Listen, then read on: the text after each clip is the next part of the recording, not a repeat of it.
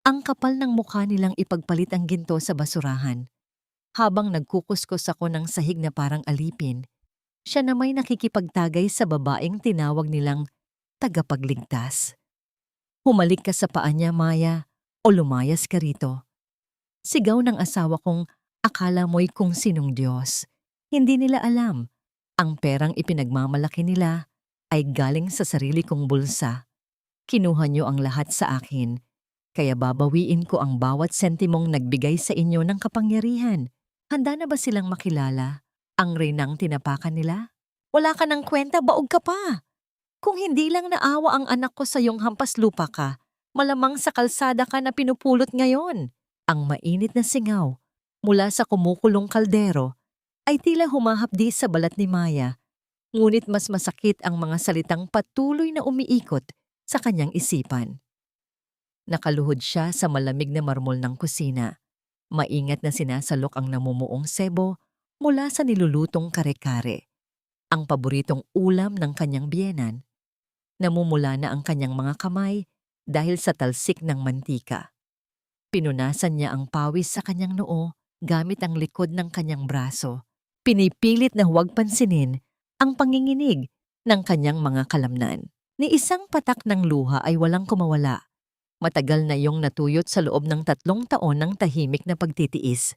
Ngunit sa kanyang lalamunan, tila may matalim na tinik na nakabaon. Humahad lang sa bawat paghinga. Unti-unting sumasakal sa kanya. Kinagat niya ang ibabang labi hanggang malasahan ang mapait at maalat na dugo na para bang doon niya ibinubuhos ang lahat ng sakit na matagal na niyang kinikimkim. Mas lalo niyang pinisilang hawak sa sandok ang kanyang mga daliri, halos mawalan ng kulay sa tindi ng pagkakakapit. Sa loob-loob niya, pilit niyang pinipigilan ang sarili. Pinaglalabanan ang unti-unting pagkawasak ng kanyang pagkatao. Kahit pakiramdam niya'y anumang sandali, ay tuluyan na siyang madudurog. Ang pamilyar na amoy ng ginisang bagoong na dati ay nagbibigay sa kanya ng ginhawa ay tila naging amoy ng sarili niyang bilangguan. Hanggang kailan ko kailangang patunayan na karapat dapat akong mahalin. Ang pagbukas ng pangunahing pinto sa unahan ay nagdala ng malamig na hangin sa loob ng bahay. Si Tristan, ang lalaking pinangakuan niya ng walang hanggang pag-ibig sa harap ng altar. Ang lalaking dahilan kung bakit tinalikuran niya ang kanyang nakaraan. Tumayo si Maya, nagmamadaling pinunasan ang mga pawisang kamay sa kanyang kupasing apron at sinalubong ang asawa nang may bahagyang kislap ng pag-asa sa mga mata. Baka sakaling na ngayong gabi, pagtatanggol siya nito laban sa panlalait ng kanyang ina. "Hon, nandito ka na pala." Malambing niyang bati. Humakbang palapit upang kunin ang hawak nitong sapatos. Ngunit sa halip na yakap o ngiti, isang pandidiri ang sumalubong sa kanya. Umatras si Tristan. Pinapagpag ang harap ng kanyang mamahaling suit na para bang may nakakahawang sakit na lalapit sa kanya. "Umatras ka nga, Maya. Amoy bawang at sibuyas ka. Nakakasuka ang amoy mo. Dumidikit sa suit ko." Mariing wika ni Tristan, hindi man lang tinitingnan ang mga mata ng asawa. "Nasaan si Mami? Kailangan ko siyang makausap tungkol sa malaking event bukas." Dahan-dahang umatras si Maya, parang isang asong pinalaya sa sariling tahanan. Ang kanyang mga kamay, na may mapupulang paso mula sa talsik ng mantika, ay kusa niyang itinago sa kanyang likuran. Ayaw niyang makita ng asawa ang kanyang kapangitan. Ayaw niyang maging dahilan ng pagkairita nito. Tumango na lamang siya at itinuro ang direksyon ng sala kung saan naroon ang kanyang biyenan. Naiwan si Maya sa lababo. Nakayuko habang tahimik na kinukuskos ang mamahaling puting sando ni Tristan sa planggana. Ang malamig na tubig ay humapdi sa kanyang mga paso, ngunit hindi niya ito ininda. Habang patuloy siya sa paglalaba, narinig niya ang boses ni Tristan mula sa sala. Kausap ang isang tao sa telepono. "Yes, sir. Opo. I assure you, kapag pumasok ang pondo nyo, dodoblehin ng kumpanya ko ang investment ninyo. Utang na loob ko po sa inyo ang buhay ng negosyo ko." Tila isang malaking kabalintunaan ang nangyayari sa loob ng bahay na yon. Habang nagpapakumbaba at halos lumuhod ang asawa niya sa telepono para sa isang milagro, hindi nito alam na ang milagrong yon ay ang mismong babaeng nagkukuskus ng dumi sa kanyang kwelyo. Kahapon lang, sa pag-asang maisasalba ang naluluging kumpanya at maibabalik ang nangiti sa labi ng kanyang asawa, lihim na pumirma si Maya ng tseke na nagkakahalaga ng 10 milyong piso gamit ang kanyang tunay na pagkakakilanlan.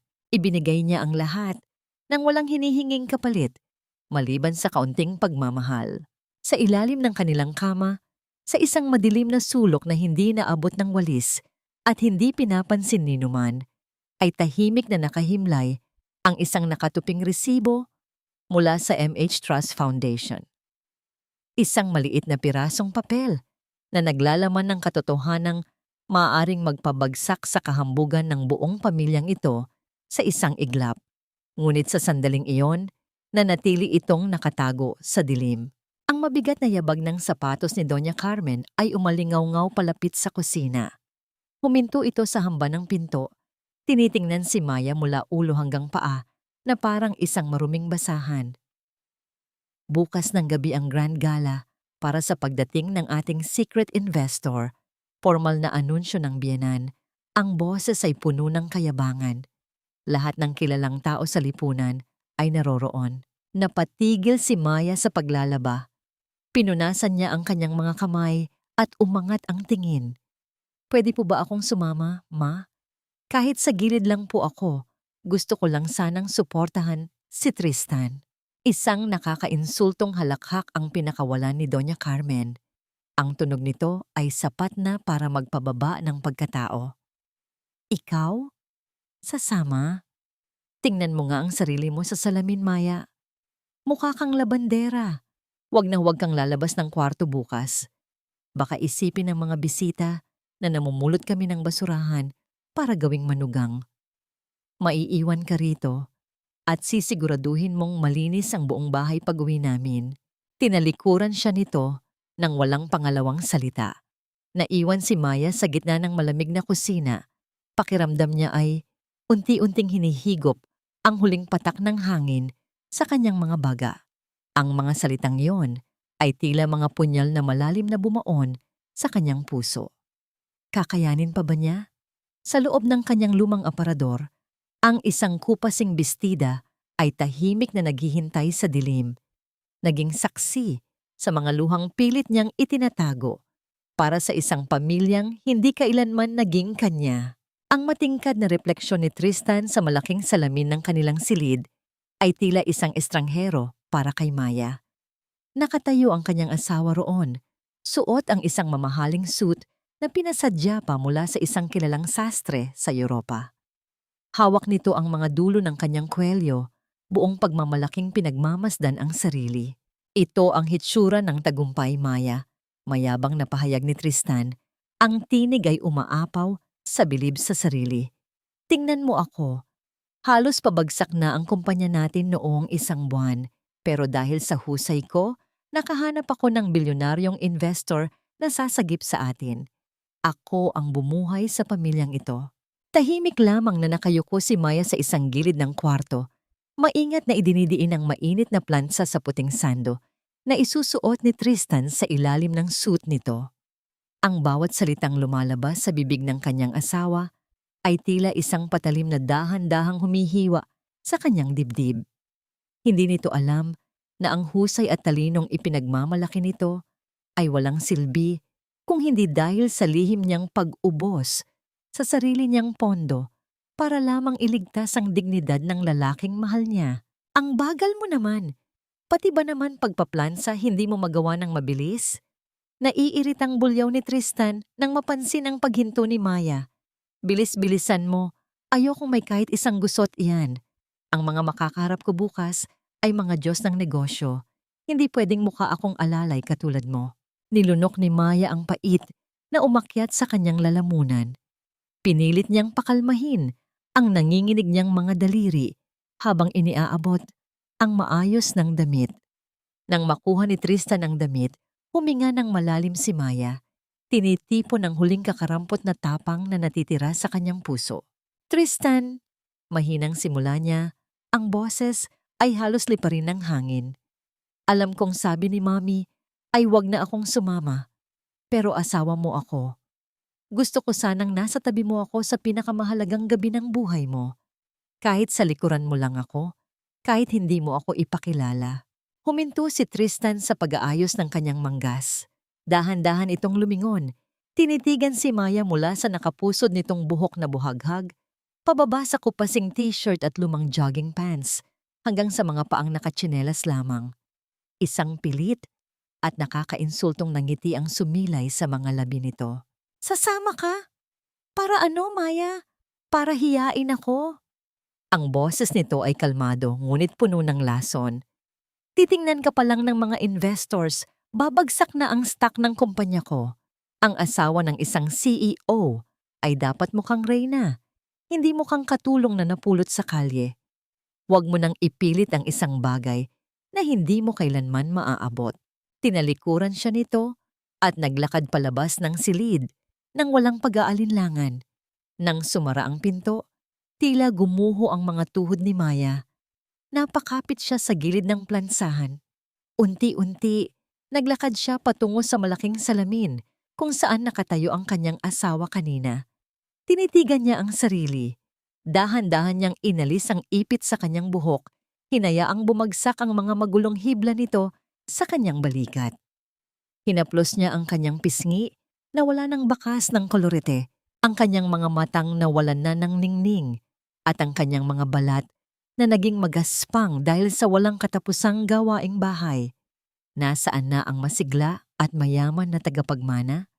Nasaan na ang babaeng handang sakupin ang mundo?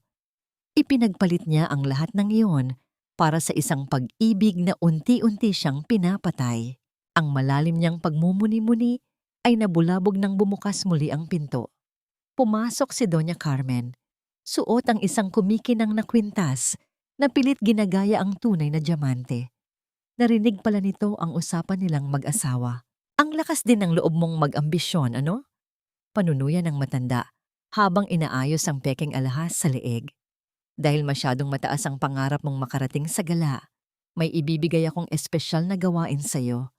Linisin mo ang lumang bodega sa likod bahay. Gusto ko, paggising ko bukas, wala na akong makikitang alikabok doon. Hanggat hindi mo natatapos, wala kang matitikmang pagkain. Buong magdamag na naglinis si Maya sa madilim at maalikabok na bodega.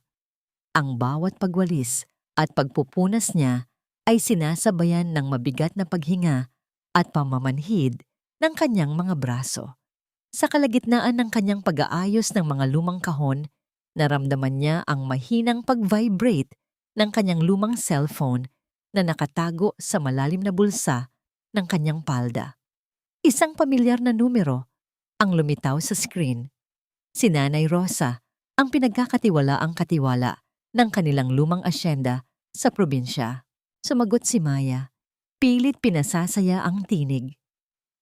Nanay Rosa, kumusta po kayo riyan? Ang nag-aalalang tinig ng matanda ay umabot sa kanyang pandinig. Senyorita, patawad po kung naabala ko kayo ng ganitong oras.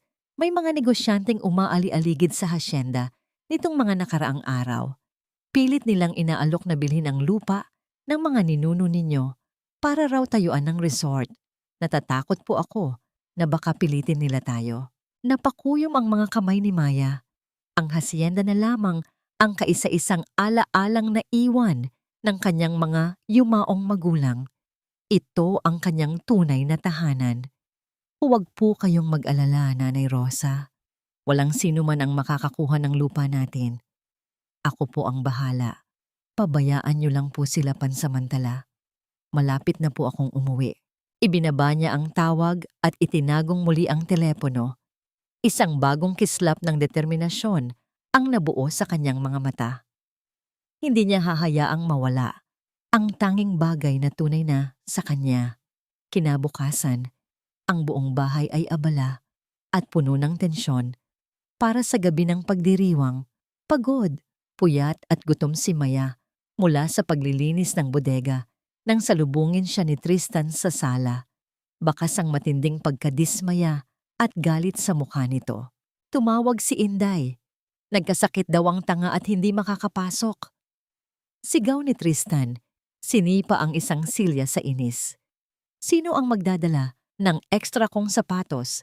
Sino ang mag-aasikaso ng mga gamit ko sa likod ng stage habang nakikipag-usap ako sa investors? Lumingon si Tristan kay Maya na nakatayo sa gilid, pawisan at puno ng alikabok. Isang mapanlait na desisyon ang mabilis na nabuo sa isip ng lalaki. Maghilamos ka at magbihis. Utos nito na parang isang amo sa kanyang alipin. Sasama ka sa akin. Pero tandaan mo, hanggang sa waiting room at likod lang ng stage ang pwede mong tapakan. Ikaw ang magdadala ng mga gamit ko at wag na wag kang magpapakilala bilang asawa ko. Nakayuko si Maya, ngunit sa ilalim ng kanyang mga pilik mata, ang kaninang lungkot ay unti-unting napalitan ng isang malamig na pagtanggap. Tatapakan niya ang gabing iyon, hindi bilang isang asawa, kundi bilang isang anino na sasaksi sa sarili nilang pagkasira. Sa isip niya, umaalingaw-ngaw na ang mga nakakabulag na ilaw ng mga kamera na sasalubong sa kanila.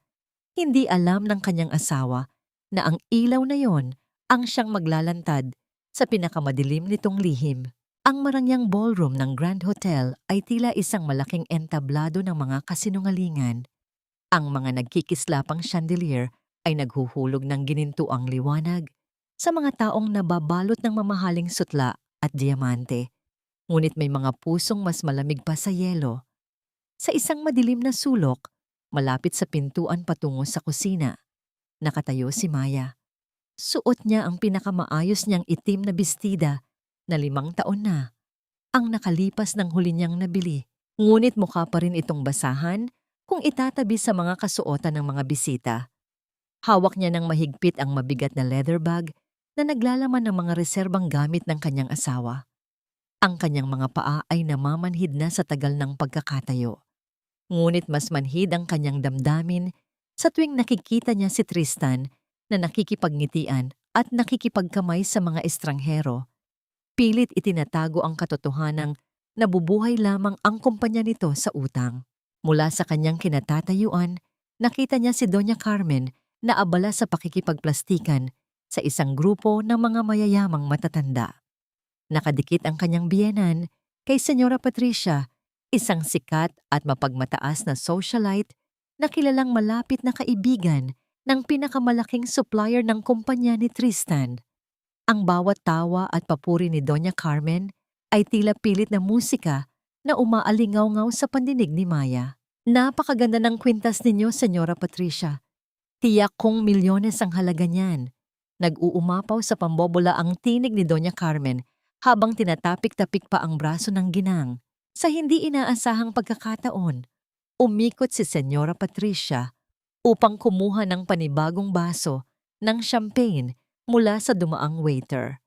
Sa kanyang pag-ikot, hindi niya napansin ang dulo ng mahabang telon na palamuti malapit sa haligi. Sumabit ang takong ng kanyang sapatos, nawalan siya ng balanse at bumagsak ang laman ng kanyang baso. Tumalsik ang alak patungo sa mismong gawi kung saan nakatayo si Maya. Napaatras si Maya, ngunit huli na, nabasa ang gilid ng kanyang bestida. Nagkaroon ng mabilis na katahimikan sa bahaging iyon ng bulwagan. Ang mga mata ng mga bisita ay napalingon sa kanila.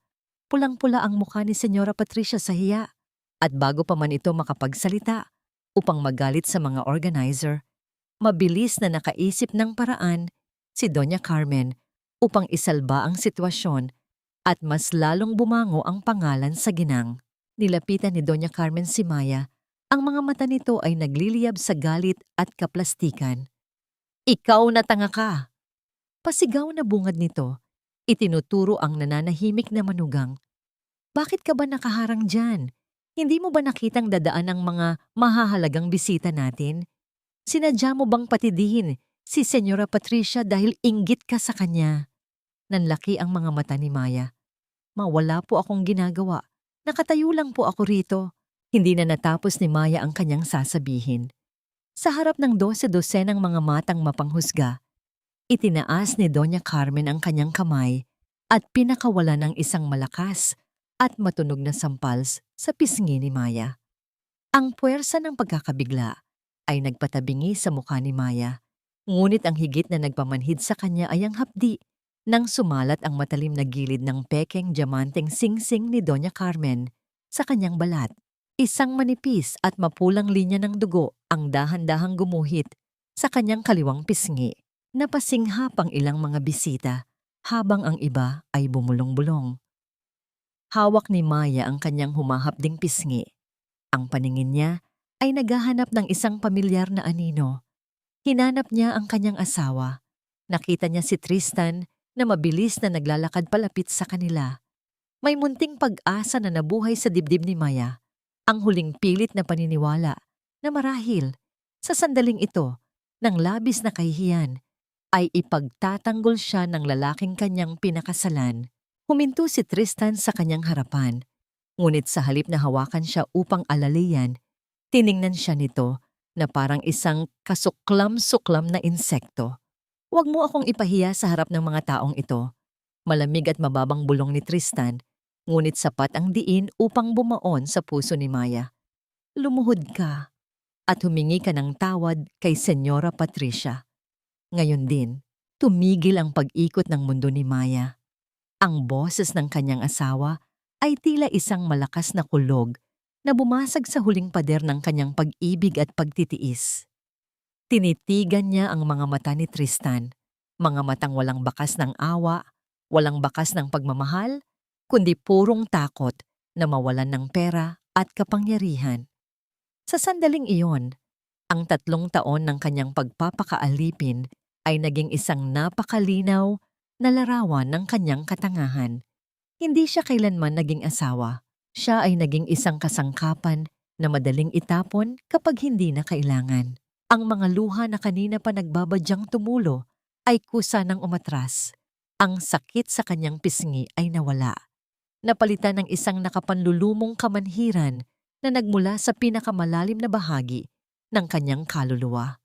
Isang patak ng dugo mula sa kanyang sugat ang nahulog at eksaktong tumama sa makintab na salamin ng mamahaling relos na suot ni Tristan. Ang relos na binili niya mula sa kanyang sariling pondo upang ipagdiwang ang anibersaryo nila noong nakaraang taon. Ang mantsa ng dugo sa orasan ay naging tahimik na saksi sa pagtatapos ng kanilang panahon. Mula sa di kalayuan, isang lalaking nakasuot ng simpleng ngunit eleganteng suit ang tahimik na nagmamasid sa buong pangyayari. Bahagyang kumunot ang noo ng lalaki na walang iba kundi si Attorney Herman, ang pinagkakatiwalaang abogado ng MH Trust Foundation. Hinugot niya ang kanyang telepono mula sa bulsa, naghihintay ng utos. Dahan-dahang inalis ni Maya ang pagkakahawak sa kanyang pisngi. Itinuwid niya ang kanyang tayo, ang kanyang mga mata ay naging kasing lamig ng mga yelo. Inabot niya ang baso ng champagne na nakapatong sa malapit na mesa. Tinitigan muna niya si Tristan bago niya marahang hinubad ang gintong singsing sa kanyang daliri, ang nag-iisang kadena na nagtali sa kanya sa impyernong ito. Walang anumang emosyon, hinulog niya ang singsing sa loob ng baso. Lumubog ito sa ilalim ng alak na may mahinang kalampag. Hindi na siya nagsalita. Hindi na siya umiyak. Tinalikuran niya ang kanyang asawa, ang kanyang biyenan, at ang buong silid na puno ng mga huwad na tao. Naglakad siya palabas ng ballroom, tinitingnan lamang ang daan sa unahan. Ang bawat hakbang ng kanyang lumang sapatos ay may baong bigat ng kalayaan. Habang papalapit siya sa malaking pinto palabas ng hotel, narinig niya ang malakas na pagkulog, kasunod ng ugong ng napakalakas na ulan mula sa labas. Tila naghahanda upang hugasan ang lahat ng bakas ng kanyang nakaraan. Ang malamig na buhos ng ulan ay tila libu-libong karayom na tumutusok sa balat ni Maya habang siya ay naglalakad sa madilim na kalsada. Wala siyang payong at ang kanyang itim na bestida ay basang-basa na, nakadikit sa kanyang nanginginig na katawan. Subalit, sa bawat hakbang niya palayo sa marangyang hotel na yon, Tila unti-unting gumagaan ang bigat na 3 taon niyang pinasan. Ang mga imahe ng panlalait ni Doña Carmen at ang malamig na mga mata ni Tristan ay patuloy na bumabalik sa kanyang isipan. Ngunit sa halip na sakit, nagdulot ito sa kanya ng isang malinaw at matalim na pagpapasya. Nang marating niya ang tahimik na bahay ng pamilya ni Tristan, ang buong kabahayan ay nababalot ng kadiliman. Tahimik at nag-iisa, tulad ng naging buhay niya rito. Nagmamadali siyang umakyat patungo sa kwartong nagsilbi niyang piitan. Hindi niya binuksan ang ilaw. Sa dilim, kabisado niya ang bawat sulok, ang bawat aparador na naglalaman ng kanyang kalungkutan. Kumuha siya ng isang maliit na canvas bag at sinimulang ipasok ang iilang pirasong damit na dala niya bago pa man siya ikasal kay Tristan. Mga simpleng kamiseta at lumang pantalon na binili niya mula sa kanyang unang sweldo bago niya natanggap ang mana mula sa kanyang mga magulang. Binaliwala niya ang mga mamahaling sapatos na binili ni Tristan para pilitin siyang magmukhang tao sa harap ng mga bisita. Iniwan niya ang mga bag na ibinigay nito bilang pampalubag loob matapos siyang saktan ng mga salita. Kinuha lamang niya ang isang lumang kwaderno na nababalot ng balat, kung saan nakaguhit ang mga pangarap niyang disenyo ng bahay na hindi niya kailanman naibahagi sa sinuman, lalo na sa asawang walang pakialam sa kanyang nararamdaman. Nang masiguro niyang wala na siyang naiwang bahagi ng kanyang pagkatao sa kwartong yon, inilabas niya ang kanyang lumang cellphone mula sa bulsa ng kanyang basang bestida. Pinunasan niya ang screen na nabasa ng ulan at nag-type ng isang mensahe. Ang mga daliri niya ay hindi nanginginig. Walang bahid ng pag-aalinlangan. Herman, putulin mo ang lahat ng pondo, lahat ng koneksyon ng MH Trust sa kumpanya ni Tristan. I-freeze ang accounts. Ngayon din, pinindot niya ang send. Isang simpleng paggalaw ng daliri, ngunit isang desisyong gigiba sa buong imperyo ng kasinungalingan at kayabangan na itinaas ni Tristan. Dahan-dahang hinubad ni Maya ang basang apron na palagi niyang suot araw-araw.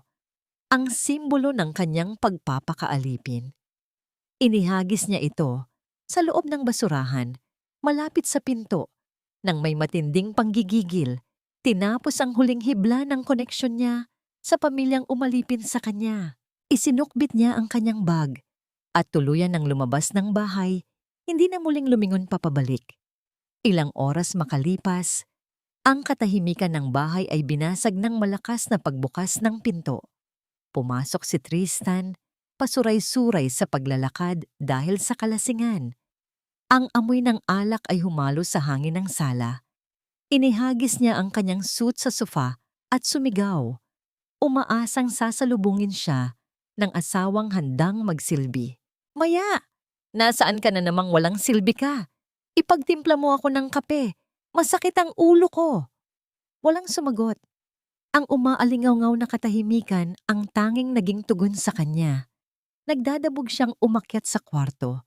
Nang buksan niya ang pinto at buksan ang ilaw, napansin niya ang bukas na pinto ng maliit na aparador at ang kawalan ng iilang lumang damit ni Maya. Isang pagak na tawa ang kumawala mula kay Tristan. Naglakad siya patungo sa maliit na lamesa malapit sa salamin at nakita ang isang baso na may laman pang alak mula sa nakaraang gabi.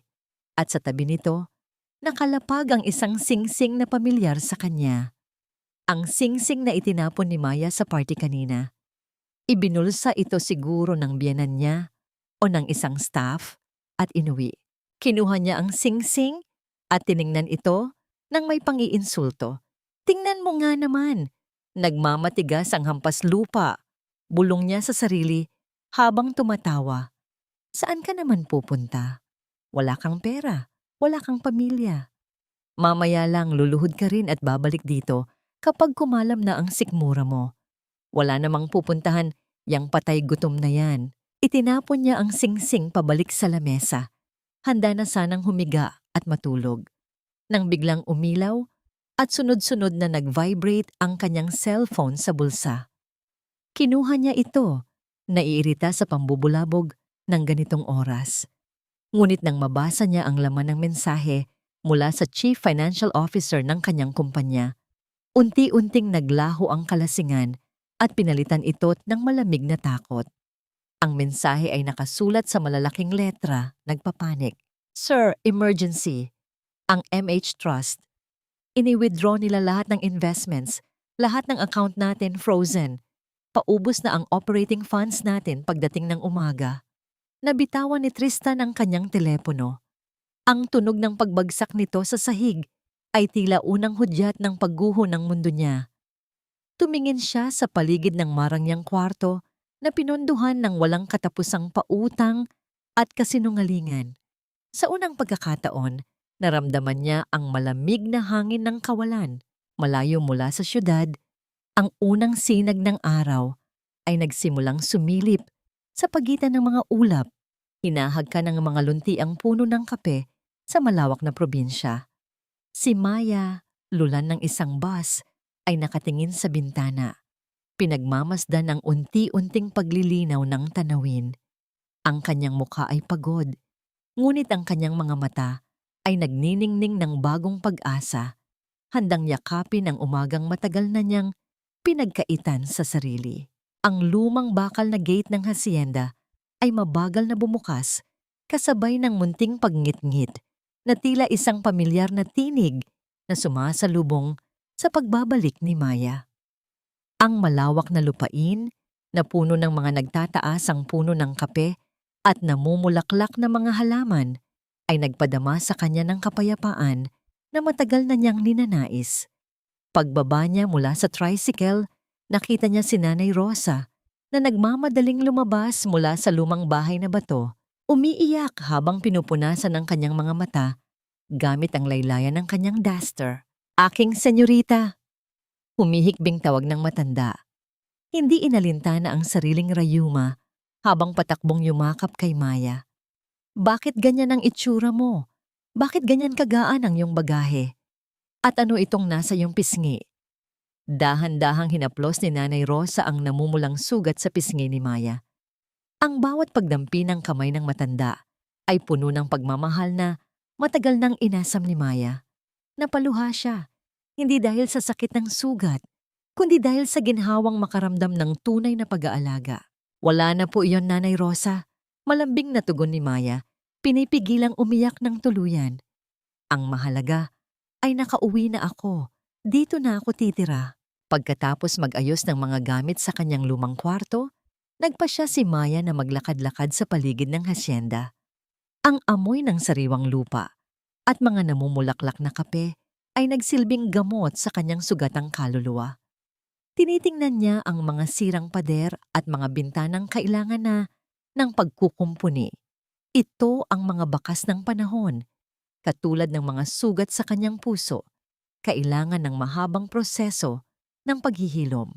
Habang naglalakad siya sa likurang bahagi ng asyenda, kung saan maraming nakatambak na mga lumang kahoy, ang kanyang isip ay lumipad sa mga huling salita ni Tristan. Hindi niya napansin ang isang piraso ng tablang may nakausling kalawangin na pako. Isang mabilis na pag-apak at naramdaman niya ang matalim na kirot sa talampakan ng kanyang kanang paa, tumagos sa manipis na swelas ng kanyang lumang sapatos. Napaupo si Maya sa lupa, napakagatlabi habang pinipigilan ang pagtulo ng luha. Bago pa man niya matawag si Nanay Rosa, isang mahinahon ngunit matipunong boses ang umalingaw-ngaw mula sa kanyang likuran. "Huwag mong igalaw, baka lalong bumaon." Lumingon si Maya at nakita ang isang lalaking may hawak na makapal na rolyo ng mga blueprint. Nakasuot ito ng simpleng puting t-shirt na may mantsa ng alikabok, maong na pantalon, at mabibigat na sapatos pang trabaho. Ang pawis sa kanyang noo ay sumasalamin sa hirap ng kanyang ginagawa. Siya si Mateo, ang arkitektong kinontrata ng MH Trust Foundation ng palihim upang ibalik ang dating ganda ng hacienda. Mabilis na lumapit si Mateo. Ibinaba ang kanyang mga dala at walang pag-aalinlangang lumuhod sa maruming lupa sa harap ni Maya. Hindi niya kilala ang babaeng ito bilang ang bilyonaryang nag-utos sa kanyang proyekto. Sa kanyang paningin, Isa lamang itong ordinaryong probinsyana na nasaktan, marahil isang kamag-anak ng mga katiwala rito. Ako si Mateo. Arkitekto ako rito. Pagpapakilala niya habang maingat na inabot ang paa ni Maya. Kaunting tiis lang. Kailangan nating tanggalin ang pako bago pa magka-impeksyon. Bago pa man makasagot si Maya, naramdaman niya ang matibay ngunit marahang pagkakahawak ng lalaki sa kanyang bukong-bukong. Sa buong buhay niya bilang asawa ni Tristan, hindi kailanman siya hinawakan ng may ganitong pag-iingat. Ang asawa niya noon ay pandidiri ang ipinapakita kapag hindi siya nakabihis ng maganda.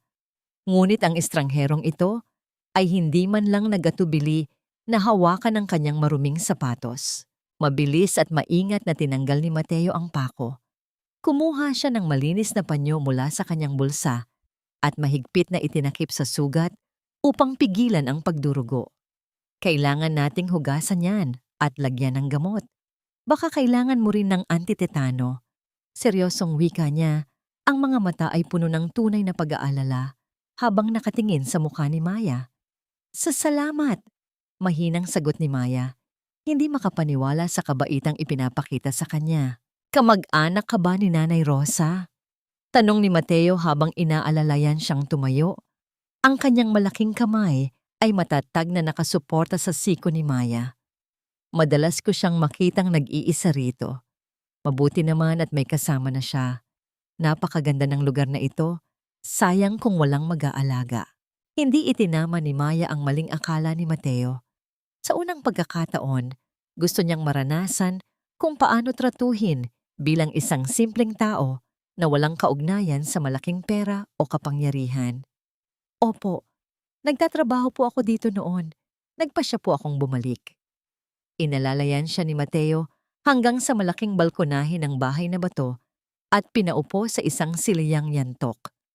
Ilang sandali pa ay bumalik ito, dala ang isang tasa ng mainit na tsaa na yari sa pinatuyong bulaklak ng mansanilla. Inumin mo ito. Pampakalma. Mamaya ay tatawagin ko si Nanay Rosa para malinis ng maayos ang sugat mo. Nakangiting alok ni Mateo. Ang init ng tasa ay nakakapaso ng bahagya, ngunit nakapagbibigay ginhawa. Tahimik na pinagmamasdan ni Maya si Mateo habang bumabalik ito sa kanyang ginagawa, nagmamarka sa kanyang mga plano. Wala siyang nakikitang kayabangan o ambisyon sa mga mata nito. Tanging dedikasyon lamang sa kanyang trabaho at malasakit sa mga bagay na nakapaligid sa kanya. Sa katahimikang yon, naramdaman ni Maya na ang nasirang bahagi ng kanyang pagkatao ay unti-unting nakakatagpo ng kapayapaan sa lugar na ito.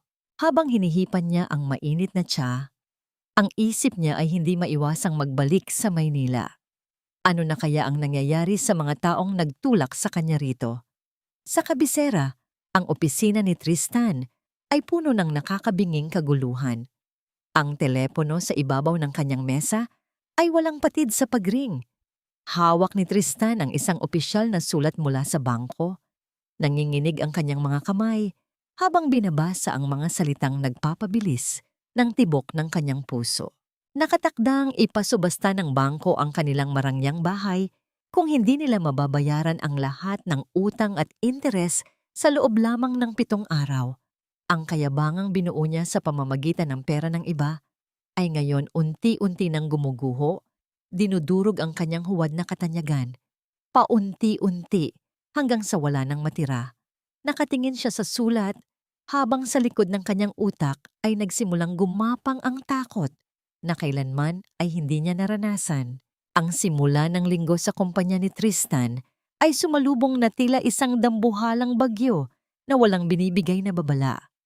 Ang mga empleyado ay nagbubulungan sa mga pasilyo, ang ilan ay nag-iimpake na ng kanilang mga personal na gamit mula sa kanilang mga mesa. Ang balitang pag-atras ng MH Trust Foundation ay kumalat ng mas mabilis pa sa apoy. At kasunod nito, ang halaga ng stocks ng kumpanya ay bumulusok pababa na parang isang ibong tinamaan ng bala sa pakpak. Nakatayo si Tristan sa harap ng malaking salamin ng kanyang opisina, pinagmamasdan ng kaguluhang nangyayari sa labas. Ang kanyang paboritong kape ay lumamig na sa ibabaw ng mesa. Kanina pa niya sinusubukang tawagan ang opisina ng MH Trust, ngunit palaging ang recorded voice prompt lamang ang sumasagot sa kanya. Malamig at walang emosyon, tulad ng kasalukuyang takbo ng kanyang buhay. Sinubukan din niyang tawagan ang numero ni Maya. Umaasang mapapabalik niya ito upang magmakaawa sa pamilya nito na tulungan siya. Ngunit out of reach na ang linya. Sa kabilang dako ng syudad, ang kamangmangan sa paparating na sakuna ay nananatiling matibay kay Doña Carmen. Nakasuot siya ng pinakamagaran niyang damit. Kasama ang kanyang grupo ng mga kapwa-amigas, nag-iikot sa isang sikat na botik ng mga mamahaling bag na gawa sa balat. Ang kanyang tinig ay pinakamaingay sa buong tindahan, ipinagmamalaki ang umano'y walang katapusang kayamanan ng kanyang anak. "Kunin mo yan para sa akin," utos niya sa sales lady, sabay turo sa isang pulang bag na nagkakahalaga ng daan-daang libong piso. "Iswipe mo sa card ko." Alam niyo ba, mga amiga, ang anak kong si Tristan ay napakabait. Hindi siya nag-aatubiling ibigay sa akin ang lahat. Hindi tulad ng walang kwenta niyang asawa na nilayasan na kami. Inabot ng sales lady ang credit card at ipinasok sa makina. Isang mahabang katahimikan ang namayani, sinundan ng pagkunot ng noo ng empleyada. Muling ipinasok nito ang card at muli, isang pulang ilaw ang lumabas. "Ma'am, pasensya na po, pero declined po ang card ninyo." Magalang ngunit nakakainsultong wika ng sales lady. Ang boses ay sapat na lakas para marinig ng mga amigas ni Doña Carmen na mula ang mukha ng matanda. Ang kanyang kayabangan ay unti-unting napalitan ng kahihiyan. "Anong declined? Sira siguro ang makina nyo. Ang kumpanya ng anak ko ay milyon-milyon ang kinikita. Ibigay mo sa akin yan." Inagaw niya ang card at dali-daling lumabas ng tindahan. Iniiwan ang kanyang mga kaibigang nagpapalitan ng mapang-uyam na tingin at bulungan na mabilis na sisira sa kanyang reputasyon. Pag-uwi niya sa bahay, sinalubong siya ng bagong kasambahay na tahimik na nagwawalis sa sala. Dahil sa matinding inis at kahihiyan, walang atubiling itinapon ni Doña Carmen ang kanyang sapatos patungo sa direksyon ng kasambahay. "Ang bagal-bagal mo. Wala ka nang ginawang tama. Nasaan na ba ang kape ko? Gusto mo bang palayasin kita tulad ni Maya?" Habang ang pamilyang nanakit sa kanya ay nagsisimula ng lunukin ang sarili nilang lason, isang ganap na magkaibang mundo ang namumukadkad sa hasyenda. Tapos na ang pagulan. Ang sinag ng araw ay dahan-dahang tumatagos sa mga dahon ng kape, nagbibigay ng ginintuang kulay sa paligid. Si Maya ay hindi na nakasuot ng madidilim na damit o ng kupasing apron. Nakasuot siya ng isang simpleng bestidang may mga printang dilaw na bulaklak. Ang kanyang buhok ay nakapusod ng maayos at may bahagyang nangiti sa kanyang labi na matagal nang nawala. Nakatayo siya sa tabi ng lumang kahoy na bakod na pinipinturahan ni Mateo. Nagboluntaryo siyang tumulong. Gusto niyang maramdaman ang pagiging kapaki-pakinabang ng hindi inaalipusta. "Sigurado ka bang hindi ka napapagod? Baka sumakit ulit ang sugat mo sa paa?" Paalala ni Mateo. Ang kanyang malaking braso ay gumagalaw ng tuloy-tuloy habang ikinakalat ang puting pintura. "Ayos lang ako," sagot ni Maya. Isinasawsaw ang kanyang maliit na brotsa sa lata. "Kaysa naman nakaupo lang ako doon at walang ginagawa. Isa pa, masarap palang magpintura, nakakakalma ng isip." Napangiti si Mateo. "Mabuti naman kung ganoon. Mas maganda kang tingnan kapag nakangiti, kaysa noong una kitang nakita na parang buong mundo ang pasan mo."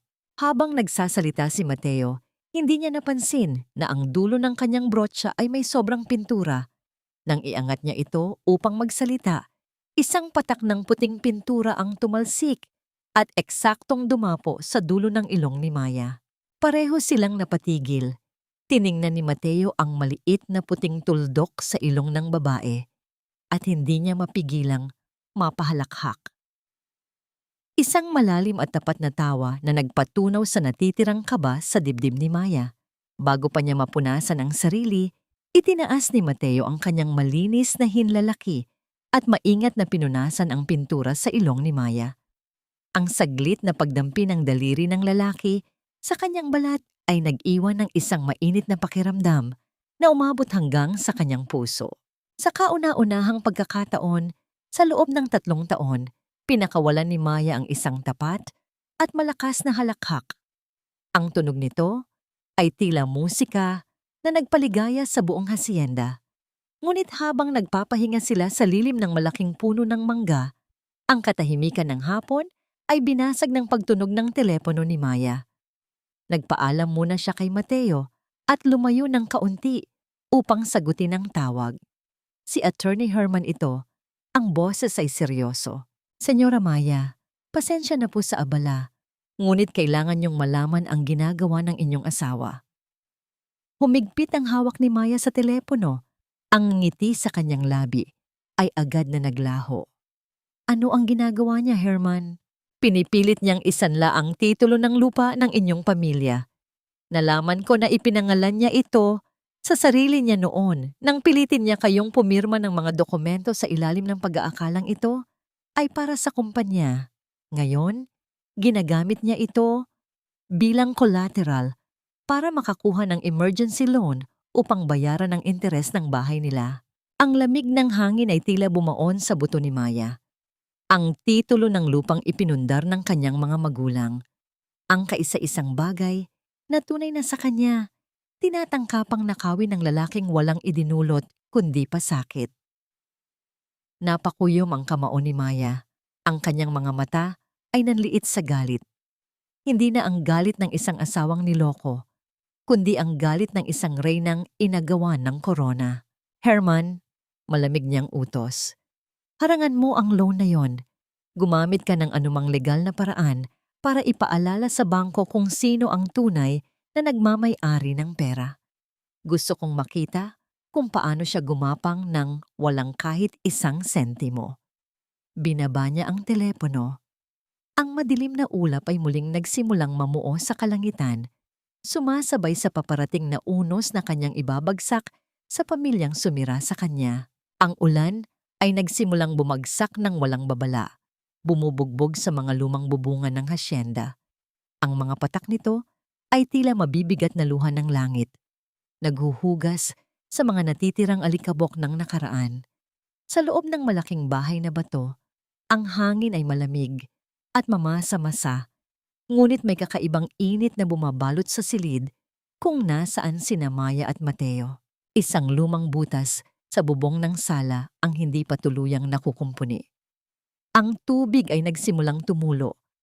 Eksaktong bumabagsak sa itaas ng isang lumang estante kung saan nakapatong ang mga mahahalagang litrato ng pamilya ni Maya. Nang mapansin ito ni Mateo, hindi siya nagdalawang isip. Mabilis siyang tumakbo palapit, ginamit ang kanyang sariling katawan at malapad na balikat upang saluhin ang mga patak ng ulan at maprotektahan ang mga nakabalangkas na alaalang yon. Ang kanyang puting kamiseta ay mabilis na nabasa at dumikit sa kanyang balat. Nagmamadaling lumapit si Maya dala ang isang malaking palanggana upang saluhin ang tubig at inilipat ang mga litrato sa ligtas na lugar. Tiningnan niya si Mateo na basang-basa, ang buhok nito ay nakadikit sa noo at may mga patak ng tubig na tumutulo mula sa kanyang baba. Bakit mo ginawa yon? Basang-basa ka na tuloy. Puno ng pag-aalalang wika ni Maya habang kumukuha ng malinis at tuyong tuwalya mula sa kalapit na kabinet. Ayokong masira ang mga litrato mo. Alam kong mahalaga ang mga yan sa'yo. Yung bubong, madaling ayusin, pero ang mga alaala, kapag nasira, hindi na maibabalik. Simpleng sagot ni Mateo na may kasamang magaan ng ngiti. Lumapit si Maya.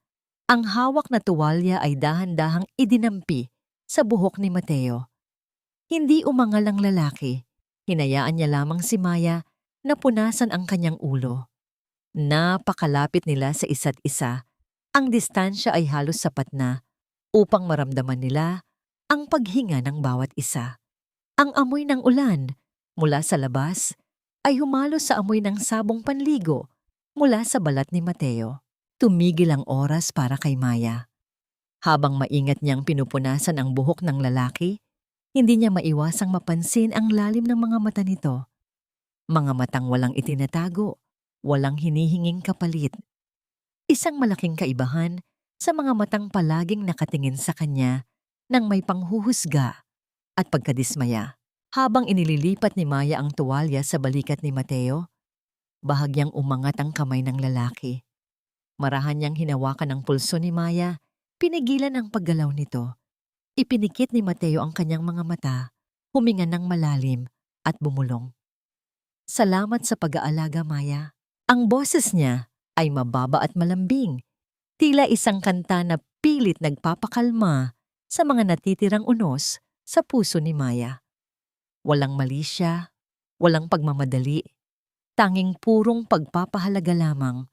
Dahan-dahang ibinaba ni Maya ang tuwalya, ngunit hindi niya binawi ang kanyang kamay mula sa pagkakahawak ni Mateo. Hinayaan niyang manatili iyon doon, tinatanggap ang tahimik na suportang iniaalok ng lalaki. Sa kabilang dako, milya-milya ang layo mula sa kapayapaan ng hasyenda. Isang maitim na ulap ng kabaliwan ang bumabalot kay Doña Carmen. Matapos ang kahihiyan sa tindahan ng mga bag, napagdesisyonan niyang gawin ang isang bagay na mas nagpalubog sa kanyang pagkatao. Gamit ang iilang barya na nakuha niya mula sa bulsa ng mga lumang pantalon ng kanyang anak, sumakay siya ng jeep patungo sa squatter. Sa mismong lugar kung saan dating nakatira ang mga yumaong magulang ni Maya. Hindi niya alam ang tungkol sa hasyenda. Para sa kanya, si Maya ay galing sa putikan at mananatili sa putikan. Nakatayo si Doña Carmen sa gitna ng maputik na eskinita. Ang kanyang mamahaling damit ay nagsimulang mamantsa ng dumi at ang kanyang boses ay umaalingaw-ngaw sa buong paligid. Nasaan na ang magnanakaw niyong kapitbahay? Nasaan si Maya? Sigaw niya habang itinuturo ang mga nananahimik na residente. Pinalayas namin siya dahil wala siyang kwenta. At ngayon, sinisira niya ang negosyo ng anak ko dahil kinuha niya ang swerte namin. Mangkukulam ang babaeng yon. Ang mga tao ay nagsilabasan lamang upang pagmasdan siya ng may pagkaawa at pandidiri. Isang matandang babae ang lumapit. May dalang walis tingting. Wala nang nakatira dyan, Ale, at baka gusto niyong linisin muna ang dumi sa bibig niyo bago kayo maghanap ng taong matagal nang nagtitiis sa inyo. Lalong nang init ang ulo ni Doña Carmen. Umuwi siyang bitbit ang mas matinding puot. Hindi pa rin matanggap na ang unti-unting pagguho ng kanilang buhay ay kagagawan mismo ng kanilang mga kasalanan. Sa opisina ng kumpanya, si Tristan ay nakaupo sa sahig, nakasandal sa malamig na pader. Ang kanyang buhok ay magulo at ang kanyang mga mata ay mapula dahil sa kawalan ng tulog. Natanggap niya ang balitang hinarang ng bangko ang kanyang aplikasyon para isanla ang lupa dahil may legal hold daw itong inilagay ng isang malaking law firm. Wala na siyang malapitan. Ang mga kaibigan niya sa negosyo ay hindi na sumasagot sa kanyang mga tawag. Sa sobrang desperasyon, binuksan niya ang kanyang laptop at tiningnan ang mga huling transaksyon sa bangko ng asawa bago ito nawala. Nakakita siya ng isang maliit na withdrawal na ginamit pambayad sa isang bus terminal patungo sa probinsya. Isang probinsya na minsang nabanggit ni Maya noong sila ay bagong kasal pa lamang. Bumangon si Tristan. Ang kanyang mga mata ay puno ng kabaliwan. Kinuha niya ang susi ng kanyang sasakyan. Akala mo makakatakas ka sa akin, Maya? Hindi mo ako pwedeng iwan ng ganito. Babayaran mo ang ginawa mo. Bumalik ang eksena sa hasyenda. Tumigil na ang ulan. Ang simoy ng hangin ay presko at mabango. Naglalakad-lakad sina Maya at Mateo patungo sa malaking tarangkahan matapos ayusin ang mga nasirang gamit sa loob ng bahay. Nagtatawanan sila dahil sa isang biro na binitawan ni Mateo tungkol sa kanyang kapalpakan sa pagluluto. Ngunit ang malamyos na halakhak ni Maya ay biglang napatid. Ang matinis na pag-ungol ng mga gulong ng sasakyan Napilit nagpreno sa maputik na kalsada ay bumasag sa katahimikan. Huminto ang isang itim na SUV sa tapat ng gate ng hasyenda. Mula rito, lumabas ang isang pamilyar na bulto. Ang damit nito ay gusot, ang mukha ay galit at puno ng panunumbat. Si Tristan. Ang mga mata nito ay nanlilisik. Eksaktong nakatitig sa kamay ni Maya na nakapatong sa braso ni Mateo. Ang matagal nang inilibing na bangungot ni Maya ay muling nakatayo sa kanyang harapan, handang sirain ang kakaunting kapayapaang kanyang nahanap. Ang preskong hangin ng hasyenda ay biglang nag-amoy usok at langis mula sa makina ng sasakyan ni Tristan. Ang matatalim nitong mata ay nagpalipat-lipat mula kay Maya patungo kay Mateo.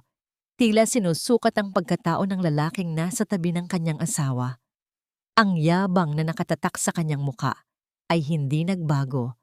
Bagkus ay lalo pang tumapang dahil sa kawalan ng pag-asa. Walang pag-aalinlangan, mabilis na lumapit si Tristan. Ang kanyang mga hakbang ay mabigat at puno ng pag-angkin.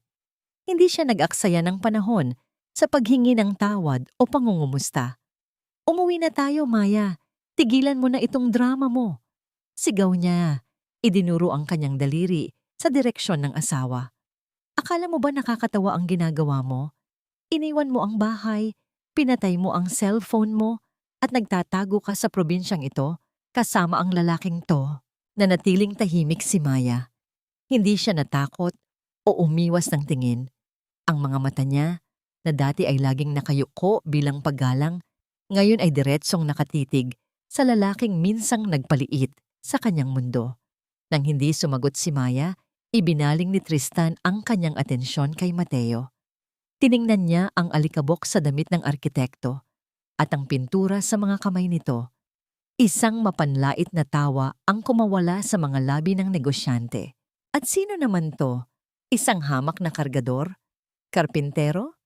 Ipinagpalit mo ang isang CEO na katulad ko para sa isang lalaking amoy pawis at lupa. Ganito ba kababa ang kalidad mo, Maya? Hindi natinag si Mateo. Nanatili siyang kalmado, ang kanyang tindig ay matatag. Hindi siya sumagot upang makipag-away. Sa halip, tiningnan lamang niya si Tristan ng may halong awa. Hindi nasusukat ang kalidad ng isang lalaki sa pamamagitan ng suit na suot niya, kundi sa kung paano niya tinatrato ang babaeng nasa tabi niya. Tahimik ngunit malalim na tugon ni Mateo. Nanginig sa galit si Tristan. "Wala kang karapatang magsalita. Pera ko ang nagpapalamon sa babaeng yan." Akmang lalapit siya upang hawakan si Mateo sa kwelyo. Ngunit mabilis na humakbang si Maya at humarang sa gitna nila. Ang malamig at seryosong ekspresyon ni Maya ay tila yelong nagpatigil kay Tristan. "Huwag mo siyang hawakan," babala ni Maya. Ang boses niya ay walang bahid ng takot. "Wala siyang kinalaman dito. At lalong wala kang karapatang umasta rito na parang pagmamay-ari mo ako. Hindi na ako ang asawa mong uutusan mong lumuhod para magmakaawa." Ginamit ni Tristan ang huling sandata ng mga taong makasarili, ang pangongonsensya at manipulasyon. "Pamilya tayo, Maya. Nakalimutan mo na ba? Utang na loob mo sa nanay ko na tinanggap ka namin sa bahay namin kahit wala kang kwenta. Utang na loob mo sa akin ang apelyidong ginagamit mo. Ngayon, babaliktarin mo kami dahil lang nagalit si Mami sa'yo noong party?" Isang mapait na ngiti ang sumilay sa mga labi ni Maya. Kung alam lamang ni Tristan na ang apelyidong pinagmamalaki nito ay nabubuhay lamang dahil sa perang galing sa walang kwentang asawa. Utang na loob? Mahinang usal ni Maya, ngunit sapat upang marinig ni Tristan. "Bayad na ako, Tristan. Sa loob ng 3 taon, binayaran ko ng sarili kong dugo, pawis at luha ang inutang ko sa inyo. Ngayon, tapos na ang kontrata." Kalmadong itinaas ni Maya ang kanyang kamay at mahinang itinulak ang balikat ni Tristan palayo sa kanya. Tila pinapagpag ang isang maruming alikabok na dumikit sa kanyang damit. "Umalis ka na. Wala ka nang babalikan sa akin." Bago pa man makapagsalita muli si Tristan, sumenya si Maya sa 2 lalaking tauhan ng hasyenda na kanina pa nakabantay sa paligid. Paki-escort ang lalaking ito palabas ng gate. Hindi siya imbitado rito. Sa pilitang inakay si Tristan ng mga gwardiya, pabalik sa kanyang sasakyan. Nagpumiglas siya, sumisigaw ng mga pagbabanta. Magugutom ka rin. Babalik ka rin sa akin kapag wala ka nang makain. Tahimik na pinanood ni Maya ang pag-alis ng sasakyan ni Tristan. Habang papalayo ang SUV, hindi napansin ni Maya na pasimpleng kinunan ng litrato ni Tristan gamit ang cellphone nito ang malaking karatula na nakasabit sa gilid ng gate. Mateo Ilustre Architectural Firm. Isang plano ang nagsimulang mabuo sa madilim na isip ni Tristan. Samantala, sa Maynila, ang mga kaganapan ay mas lalong naging desperado. Nakaupo si Doña Carmen sa sahig ng isang maliit at madilim na apartment. Matapos silang palayasin sa kanilang malaking bahay kinabukasan dahil sa utos ng bangko, napilitan silang lumipat sa lugar na yon. Ang mga mamahaling muebles at alahas niya ay kinumpiska bilang kabayaran. Umiiyak ang matanda. Hawak ang isang sirang rosaryo, hindi pa rin matanggap ang katotohanan. Tumunog ang kanyang telepono. Si Tristan ang nasa kabilang linya. Tristan, anak, nasaan ka na? Nagugutom na ako. Wala man lang aircon sa lugar na ito. Puntahan mo yung mga kaibigan mo. Pautangin mo sila. Nanginginig ang boses ni Tristan. Mawala na tayong pera. Wala na akong mahiraman. Pero nakita ko si Maya. Nakita ko siya kasama ang ibang lalaki. Siya ang may kasalanan ng lahat ng ito, ma. Sa hacienda, naramdaman ni Maya ang isang mabigat na paghinga mula sa kanyang tabi. Lumingon siya kay Mateo. Ang arkitekto ay nakatingin sa kanya ng may pag-unawa. Ayos ka lang ba? Tanong nito. Tumango si Maya. Ayos lang ako. Pasensya ka na kung nadamay ka pa sa gulo ko. Wala kang dapat ihingi ng pasensya. Malambing na sagot ni Mateo. Nandito lang ako. Ang kapayapaang naramdaman niya ay naputol nang muling tumunog ang telepono ni Maya. Sinagot niya ito at muli, ang boses ni Attorney Herman ang narinig niya. Senyora, si Tristan. Tumawag siya sa opisina. Nagmamakaawa siya. Handa raw siyang lumuhod at ibigay ang lahat ng matitirang shares ng kumpanya niya. Makausap lang ng personal ang presidente ng MH Trust Foundation bilang huling pag-asa niya. Tumingin si Maya sa kalawakan ng kanyang lupain, sa mga pananim na muling namumulaklak. Ang kanyang mga mata ay naging kasing patalim ng yelo. Sabihin mo, malamig na utos ni Maya, tatanggapin ko ang pakikipagkita niya. Ihanda mo ang opisina ko bukas ng hapon. Ibinaba niya ang telepono. Ang tunog ng mga alon ng hangin na humahampas sa mga puno ay tila paghahanda para sa isang malaking paghuhukom. Ang reyna ay handa nang bumalik sa kanyang trono at ang unang luluhod sa kanyang paanan ay ang mismong lalaking nagtangkang durugin siya. Nang tuluyang maglaho sa paningin ng sasakyan ni Tristan, tila unti-unting nawala ang lakas na kanina pa, pinipilit buuin ni Maya. Ang matapang niyang tindig ay bumagsak. Nang hina ang kanyang mga tuhod at dahan-dahan siyang naupo sa malamig na baitang ng hagdanang bato ng hasyenda. Nagsimulang manginig ang kanyang mga balikat. Hindi dahil sa takot sa kanyang asawa, kundi dahil sa bigat ng trauma na muling ginising ng presensya nito. Ang katawan niya ay nag-aaklas laban sa mga alaalang pilit niyang ibinabaon. Ang mga sigaw, ang mga panlalait, ang mga matang nakatingin sa kanya na parang isa siyang sakit.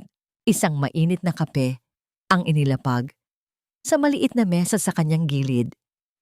Umupo si Mateo sa tabi niya. Hindi ito yumakap o humawak sa kanya. Nanatili ang lalaki sa isang ligtas na distansya, sapat upang maramdaman ni Maya na may kasama siya, ngunit hindi sapat upang maramdaman niyang nasasakal siya. Sa sandaling iyon, ang katahimikan ni Mateo ay mas maingay kaysa sa anumang salitang pampalubag loob. 3 taon. Basag ni Maya sa katahimikan, ang boses ay nanginginig. 3 taon akong pinaramdam na isa akong basurahan. Naswerte na lang ako at may pumulot sa akin. Sa araw-araw na marinig mo yon mula sa mga taong tinuturing mong pamilya, darating ang araw na maniniwala ka na lang Pakiramdam ko, hanggang ngayon, napakarumi ko na wala akong kwenta. Tiningnan siya ni Mateo nang may malalim na pag-unawa. Kinuha ng arkitekto ang isang malinis na piraso ng papel mula sa kanyang sketchpad. Gamit ang kanyang malalaki at magagaspang na kamay, maingat niyang itinupi ang papel, paulit-ulit hanggang sa makabuo siya ng isang maliit at simpleng parol na papel. Inilapag niya ito sa palad ni Maya. Alam mo ba kung bakit pinili kong mag-restore ng mga lumang bahay kaysa magtayo ng mga bagong gusali? Mahinang tanong ni Mateo. Dahil naniniwala ako na ang mga bagay na nasira ng panahon at napabayaan ay hindi nawawalan ng halaga. Kailangan lang nilang mahanap ang taong marunong kumilala sa tunay nilang ganda. Tumingin si Mateo sa mga mata ni Maya. Ang kanyang tingin ay tila isang matibay na haligi kung saan maaaring sumandal ang isang pusong pagod. Ang ginto, Maya. Kahit itapon mo sa pinakamalalim na putik at tapak-tapakan ng libu-libong tao, ginto pa rin. Hindi nababawasan ang halaga mo dahil lang hindi ka nila marunong pahalagahan. Sila ang bulag, hindi ikaw ang pangit. Ang mga salitang yon ay tumagos sa pinakamalalim na sugat ni Maya. Ang mga luhang kanina pa niya pinipigilan ay tuluyang bumagsak. Dahan-dahang itinaas ni Mateo ang kanyang kamay at inilagay ang palad sa likod ng ulo ni Maya. Marahang inalalayan ang ulo ng babae upang sumandal sa kanyang malapad na balikat. Hinayaan lamang niya itong umiyak. Inaako ang bigat ng kalungkutan nito. Sa unang pagkakataon sa loob ng napakahabang panahon, naramdaman ni Maya na siya ay ligtas, na siya ay iginagalang at minamahal bilang isang tao, at hindi bilang isang kasangkapan. Sa paglubog ng araw, ang malamig at payapang hangin sa probinsya ay isang malaking kabalintunaan sa mainit at nakakasulasok na hangin sa isang maliit na apartment sa Maynila. Nakaupo si Doña Carmen sa isang sirang silyang plastik, pinapaypayan ang sarili gamit ang isang lumang dyaryo. Ang paligid ay puno ng alikabok at amoy ng kanal mula sa labas. Sa isang manipis na papag sa gilid ng kwarto, nakahiga si Tristan, bagsak at tulog dahil sa labis na pagod at kawalan ng tulog sa paghahanap ng solusyon para sa kanyang gumuguhong kumpanya. Tinitigan ni Doña Carmen ang kanyang natutulog na anak. Sa halip na makaramdam ng awa, inisang namayani sa matanda. Dahan-dahan siyang tumayo, iniiwasang tumunog ang sahig na kahoy at lumapit sa pantalon ni Tristan na nakasampay sa upuan. Ipinasok niya ang kanyang kamay sa mga bulsa nito at nakapa ang ilang lukot na perang papel at mga barya. Kaysa naman nakatago lang ito rito, gagamitin ko na sa bingo sa kanto. Baka sakaling swertihin ako at makaalis na kami sa impyernong ito. Bulong ng matanda sa sarili, walang anumang bahid ng konsensya habang ninanakawan ang sariling anak na lugmok na sa utang. Habang inilalabas ang pera, patuloy ang kanyang pabulong na pagmumura. Kasalanan ito ng demonyitang Maya na yon. Kung sana nagtiis na lang siya, hindi sana kami nagdurusan ng ganito. Ang pagiging sakim ng matanda ay tila isang sakit na wala ng lunas. Lumabas siya ng apartment na may dalang nakaw na pera, handang isugal ang huling sentimo ng kanilang pamilya. Kinabukasan ng umaga sa hasyenda, ang katahimikan ng pagkakape ni Maya sa balkonahe ay naputol nang dumating ang isang mensahero. May bitbit itong isang makapal na brown envelope na may selyo ng law firm ni Attorney Herman. Binuksan ni Maya ang envelope. Ang tunog ng pagkapunit ng papel ay tila naghuhudyat ng simula ng isang malaking pagtatapos. Sa loob nito ay ang formal na schedule para sa hapon, kasama ang kopya ng liham pagmamakaawa ni Tristan na naka-address sa presidente ng MH Trust. Ang mga salitang ginamit ni Tristan sa liham ay puno ng pagpapakumbaba, pagtawag sa kanyang sarili bilang isang tapat na negosyante na naging biktima ng hindi inaasahang pangyayari. Isang malamig at mapaklang ngiti ang gumuhit sa mga labi ni Maya habang idinadaiti niya ang kanyang daliri sa pirma ng kanyang asawa. Ang babaeng umiiyak kahapon ay tuluyan ng naglaho.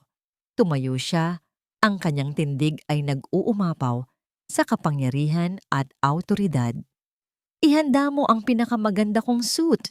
Utos niya kay Nanay Rosa na nakatayo sa di kalayuan. Bukas, babalik ako ng Maynila. May isang taong kailangang makilala ang Diyos na kanina pa niya pinapanalangin. Ang masikip at maalinsangan na apartment sa Maynila ay naging saksi sa tuluyang pagkasira ng pamilyang minsang nagtago sa likod ng mga mamahaling damit at huwad na relihiyon. Nakatayo si Tristan sa harap ng isang maliit na pamplansa, maingat na iniayos ang kwelyo ng isang hiniram na suit. Ginamit niya ang mga huling baryang natitira sa kanyang bulsa upang upahan ang damit na ito. Pilit na pinapanatili ang ilusyon ng isang matagumpay na CEO para sa kanyang pinakamahalagang pulong. Sa ibabaw ng maliit na mesa ay nakapatong ang isang brown envelope na naglalaman ng lahat ng financial records ng kanyang kumpanya at ang kanyang formal na proposal, ang kanyang huling alas, upang kumbinsihin ang presidente ng MH Trust Foundation na huwag siyang bitawan. Nang pumasok si Tristan sa maliit na banyo upang maghilamos, dahan-dahang lumabas si Doña Carmen mula sa madilim na sulok ng kusina. Ang kanyang mga mata ay balisa. Kagabi, natalo siya ng malaki sa sugal at ngayon ay hinahabol na siya ng mga nagpapautang sa squatter. Nakita niya ang brown envelope sa mesa. Isang maitim at makasariling ideya ang pumasok sa kanyang isipan. Alam niyang ang kalabang kumpanya ng kanyang anak ay magbabayad ng malaking halaga para makuha ang mga sensitibong dokumentong yon. Wala na siyang pakialam sa kumpanya. Ang mahalaga ay mailigtas niya ang sarili niya sa mga nagpapautang. Tahimik niyang inabot ang envelope at akmang isisilid ito sa kanyang lumang bag. Ngunit bumukas ang pinto ng banyo. Nakita ni Tristan ang ginagawa ng kanyang ina. "Ma, anong ginagawa mo?"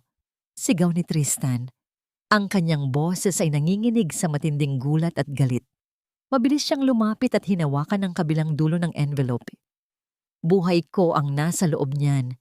Yan ang magliligtas sa atin. Bitawan mo ito, Tristan." Palahaw ni Doña Carmen, pilit na hinihila ang dokumento. "Kailangan ko ng pera. Papatayin ako ng mga pinagkakautangan ko. Utang na loob mo sa akin ang buhay mo, kaya ibigay mo ito bilang pambayad." Naghilaan silang mag-ina, parehong nagpapakita ng tunay na kulay ng kasakiman.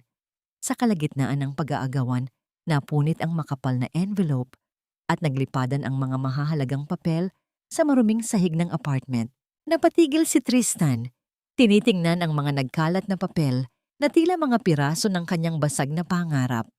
Ang natitirang respeto at paggalang niya sa kanyang ina ay tuluyang naglaho. Sa isang iglap na binalot ng kabaliwan at desperasyon, itinaas ni Tristan ang kanyang kamay. Umalisaw ang tunog ng isang malakas na sampal sa loob ng maliit na kwarto. Bumagsak si Doña Carmen sa sahig. Hawak ang kanyang namumulang pisngi, hindi makapaniwala sa ginawa ng sariling anak. Ang sampal na yon ay ang mismong sampal na ibinigay niya kay Maya ilang araw lamang ang nakalipas. Umiiyak siya. Ngunit hindi dahil sa pagsisisi. Tumingala siya sa isang maliit na krusipiho na nakasabit sa pader. Kaparehong-kapareho ka ng tatay mong walang kwenta, mga walang utang na loob. Ang demonyitang Maya na yon ang may kasalanan kung bakit tayo pinaparusahan ng ganito. Hindi na siya pinansin ni Tristan. Lumuhod ang lalaki, nagmamadaling pinulot ang mga papel habang lumuluha sa matinding galit at pagkaawa sa sarili. Bago dali-daling lumabas ng pinto, bitbit ang kanyang hiniram na suit. Habang nagaganap ang impyernong iyon sa Maynila, isang maharlikang pagbabago naman ang namumukadkad sa loob ng hasyenda.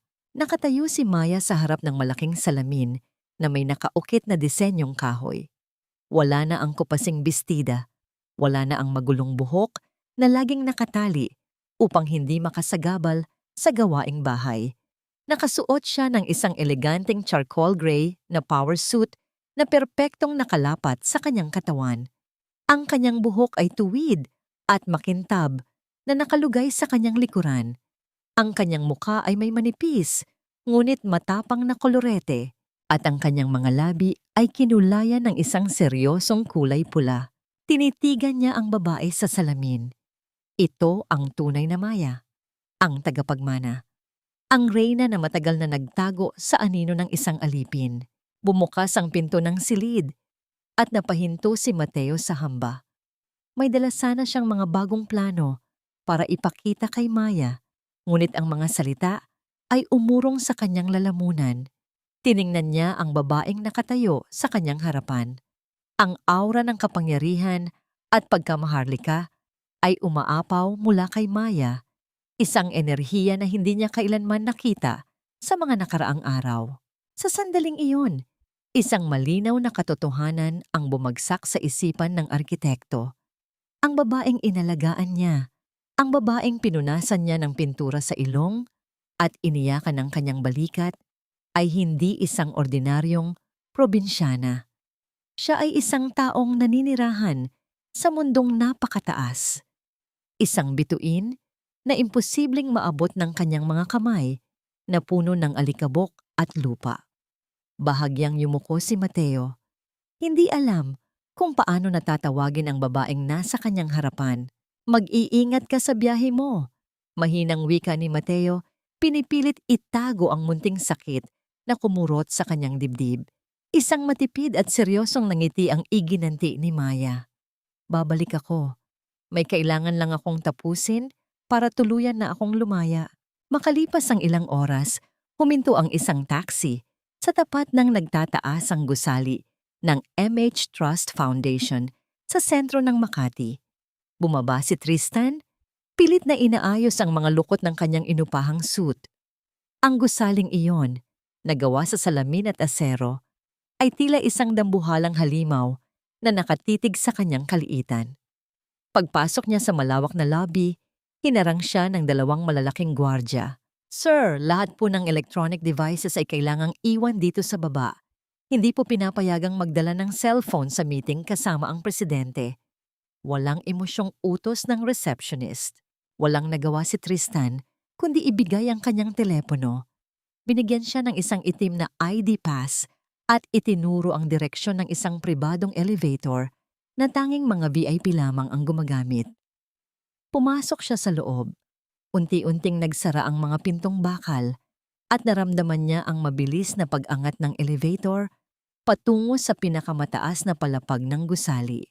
Ang matinis na pagtunog ng kampanilya ng elevator na naghuhudyat ng kanyang pagdating sa ika-50 palapag ay tila huling hatol ng kamatayan na umaalingaw-ngaw sa tahimik na pasilyo. Ang bawat segundo na lumilipas sa loob ng malamig na silid na yon ay tila isang patak ng asidong dahan-dahang na tumutunaw sa natitirang kayabangan ni Tristan. Ang silid ay nababalot ng puting pader, walang anumang dekorasyon, at ang tanging tunog na naririnig ay ang mahinang ugong ng aircon na nagpaparamdam sa kanya na siya ay nasa loob ng isang malaking freezer. 4 na oras na siyang naghihintay.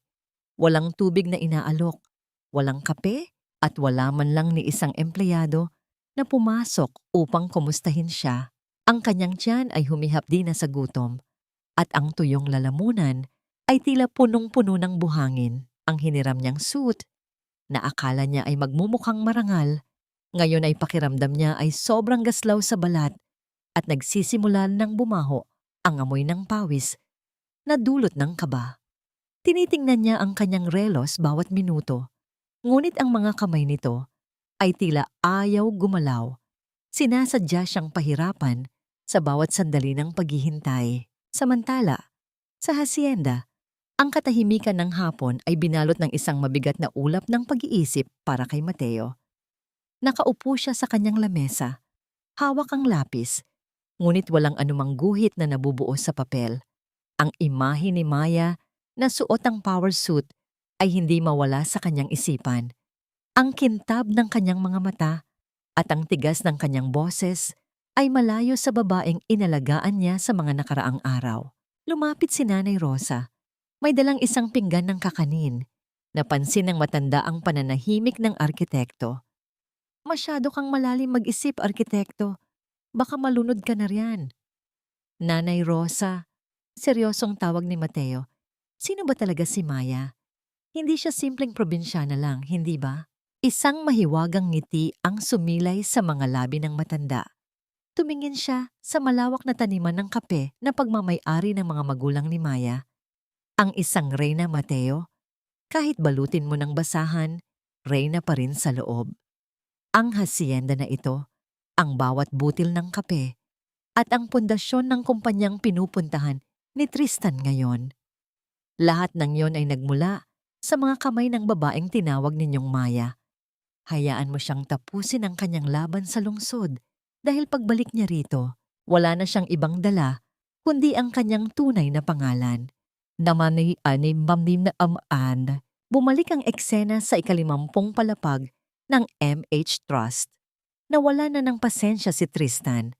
Ang kanyang kaba ay nauwi sa galit na dala ng gutom at pagod. Tumayo siya at marahas na binuksan ang pinto ng waiting room. Nasaan na ang presidente niyo? Sigaw ni Tristan sa mga sekretaryang abala sa labas. 4 na oras na ako rito. Hindi niyo ba alam kung sino ang kinakausap niyo? Ako si Tristan de los Reyes. Ang kumpanya ko ay kailangan ng atensyon niyo ngayon din. Ang mga empleyado ay hindi man lang nag-angat ng tingin. Tila sanay na sila sa mga taong nagwawala bago bumagsak ang kanilang mundo. Sa gitna ng kanyang pagsisigaw, bumukas ang malaking pinto ng opisina at lumabas si Attorney Herman. Ang mukha nito ay kasing tigas ng bato. Walang anumang emosyon habang tinititigan ang nagwawalang lalaki. Lumakad si Herman palapit at binitiwan ng isang makapal na folder sa mesa sa harap ni Tristan. Ang tunog ng pagbagsak ng folder ay sapat na upang patahimikin ang buong pasilyo. Ito ang lahat ng dokumentong nagpapatunay ng iyong mga utang. Malamig na wika ni Herman. 10 milyong piso para sa bailout noong isang buwan, 5 milyon para sa unpaid interests, at iba pang mga pondo na ginamit mo mula sa MH Trust. Sa loob ng 24 na oras, kailangang bayaran mo ito o sisiguraduhin kong sa kulungan ka magpapalipas ng gabi. Tila binuhusan ng nagyayelong tubig si Tristan. Nanginig ang kanyang mga tuhod. Ang lahat ng tapang na ipinakita niya kanina ay naglaho ng parang bula. Dahan-dahan siyang lumuhod sa sahig, sa mismong paanan ni Herman. Ang kanyang mga kamay ay nakikiusap. Attorney Herman, parang awa mo na. Huwag niyo kaming ipakulong. Handa akong gawin ang lahat. Ibibigay ko ang lahat ng shares ko. Basta huwag niyo lang kaming itapon sa kalye. Handa akong lumuhod sa harap ng presidente. Basta bigyan niyo lang ako ng pagkakataon. Ang dating mapagmataas na CEO ay ngayon ay isa na lamang kaawa-awang beggar sa harap ng batas. Sa sandaling iyon, ang kanyang paningin ay bahagyang napalingon sa malaking glass wall ng opisina. Nakita niya ang isang refleksyon. Isang babaeng nakasuot ng abo na suit, nakatayo sa likod ng pintuan ng main office. Ang hugis ng mukha nito, ang paraan ng pagtindig. Pamilyar na pamilyar kay Tristan. Kumabog ang kanyang dibdib. Maya, bulong niya sa sarili, ngunit agad niyang itinigil ang kaisipang yon. Imposible. Si Maya ay isang hampas lupa na walang pera. Imposibleng ang asawa niyang katulong ay nasa loob ng pinakamakapangyarihang opisina sa bansa. Guni-guni ko lang to dahil sa gutom. Pilit niyang pagkumbinsi sa sarili. Ang presidente ay handa nang makipagkita sa iyo. Putol ni Herman sa kanyang pag-iisip. Tumayo si Tristan, nanginginig ang buong katawan. Inayos niya ang kanyang gusot na suit at pinunasan ang luha sa kanyang mga mata. Sa isip niya, ito na ang huling pagkakataon upang isalba ang kanyang sarili. Hindi niya alam na ang bawat hakbang niya palapit sa pintong iyon ay hakbang patungo sa pinakamalaking kahihiyan ng kanyang buhay. Dahan-dahang bumukas ang malaking pintong yari sa kahoy na sato. Isang mahinang tunog ng pag-ikot ng mga bisagra ang umalingaw-ngaw sa tahimik na silid. Ang sikat ng araw mula sa malaking bintana ay tumatama sa gitna ng silid, kung saan nakatalikod ang isang malaking leather chair. Good afternoon, Madam President. Nanginginig na bati ni Tristan. Ang kanyang boses ay halos pabulong na habang dahan-dahang lumalakad palapit sa gitna ng opisina. Salamat po sa pagtanggap sa akin. Handa po akong magmakaawa para sa kinabukasan ng kumpanya ko. Ang upuan ay dahan-dahang nagsimulang umikot. Ang tunog ng pagkayod ng balat ng upuan ay tila musika sa pandinig ng kapalaran. Dahan-dahang huminto ang pag-ikot ng malaking leather chair. Ang sikat ng araw mula sa malalaking bintana ng opisina ay tila nagbigay ng korona ng liwanag sa babaeng nakaupo roon. Naniga si Tristan sa kanyang kinatatayuan. Ang kanyang bibig ay bahagyang nakabukas, ngunit walang anumang tunog na lumabas. Ang kanyang mga mata ay nanlaki sa matinding gulat. Pilit na kinikilala ang mukhang nasa harap niya. Ang babaeng dati ay nakayuko. Laging may bakas ng uling o dumi mula sa paglilinis. Ngayon ay nakatitig sa kanya ng may awtoridad na hindi niya kailanman inakalang magmumula rito. Maya, ang nauutal na usal ni Tristan. Ang kanyang boses ay nanginginig sa pagitan ng takot at pagkalito. Bakit? Anong ginagawa mo rito? Isang malaking kalokohan ito. Paano ka nakapasok dito sa loob ng opisina ng presidente? Siguro ay nagtatrabaho ka ritong janitress at pumasok ka rito para hiyain ako. Isang malamig at maikling halakhak ang kumawala sa mga labi ni Maya. Hindi siya tumayo. Nanatili siyang nakasandal sa kanyang upuan. Ang kanyang mga binti ay magilas na nakapatong sa isa't isa. Ang kintab ng kanyang mga kuko at ang ganda ng kanyang pagkakaayos ay tila nagpapamukha kay Tristan kung gaano ito naging bulag sa loob ng 3 taon. Hampas lupa, walang kwenta, baog. Binitiwan ni Maya ang bawat salita nang may dahan-dahan, tila ninanamnam ang lasa ng bawat insultong ibinato sa kanya noon. Iyan ang mga huling salitang sinabi mo at ng nanay mo sa akin. Hindi ba, Tristan? Tumahimik ka, Maya. Umalis ka na riyan bago pa tumawag ng security ang mga tao rito. Sigaw ni Tristan, bagamat ang kanyang boses ay wala ng sapat na kapangyarihan. Madam President, humihingi po ako ng paumanhin sa babaeng ito. Tristan, tumingin ka sa paligid mo. Putol ni Maya. Ang kanyang tinig ay kasing talim ng labaha. Sino sa tingin mo ang nagpondo sa kumpanya mo nung muntik na itong mabaon sa utang? Sino sa tingin mo ang nagbayad ng mga luho ng nanay mo sa loob ng 3 taon? Humakbang palapit si Attorney Herman at tumayo sa tabi ni Maya. Sa harap ni Tristan, yumuko ang abogado nang may matinding paggalang. Ipakilala ko sa iyo ang nag-iisang tagapagmana ng MH Trust Foundation. Formal na pahayag ni Herman. Ang boses ay umaalingaw-ngaw sa buong silid. Ang babaeng tinawag mong patay gutom. Ang babaeng itinuring mong alipin sa sarili mong bahay. Siya ang aming presidente, si Senyora Maya. Tila gumuho ang buong gusali sa pandinig ni Tristan. Ang kanyang mga tuhod ay tuluyang bumigay at napaupo siya sa gitna ng opisina. Ang kanyang pangarap na maging isang matagumpay na CEO ay nadurog na parang kristal na tinamaan ng bato. Ang katotohanan ay mas masakit pa sa anumang sampal na natanggap niya. Ang bawat sentimong ipinagmamalaki niya, ang bawat suot na inuot niya, at ang bawat pagkaing kinain niya ay nagmula sa babaeng paulit-ulit niyang minaltrato. Hindi ito maaari. Bulong ni Tristan habang umiiling. Ang mga luha ng pagsisisi at kahihiyan ay nagsimulang dumaloy sa kanyang mga pisngi. Maya, patawarin mo ako. Hindi ko alam. Nagkamali lang ako. Mahal kita. Alam mo yan. Hindi ba? Tumayo si Maya mula sa kanyang upuan.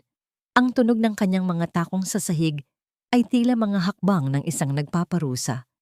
Huminto siya sa harap ni Tristan na ngayon ay nakaluhod at nakatingala sa kanya ng may huling pag-asa ng manipulasyon. Maingat na inabot ni Maya ang kamay ni Tristan. Hinawakan niya ang mamahaling relos.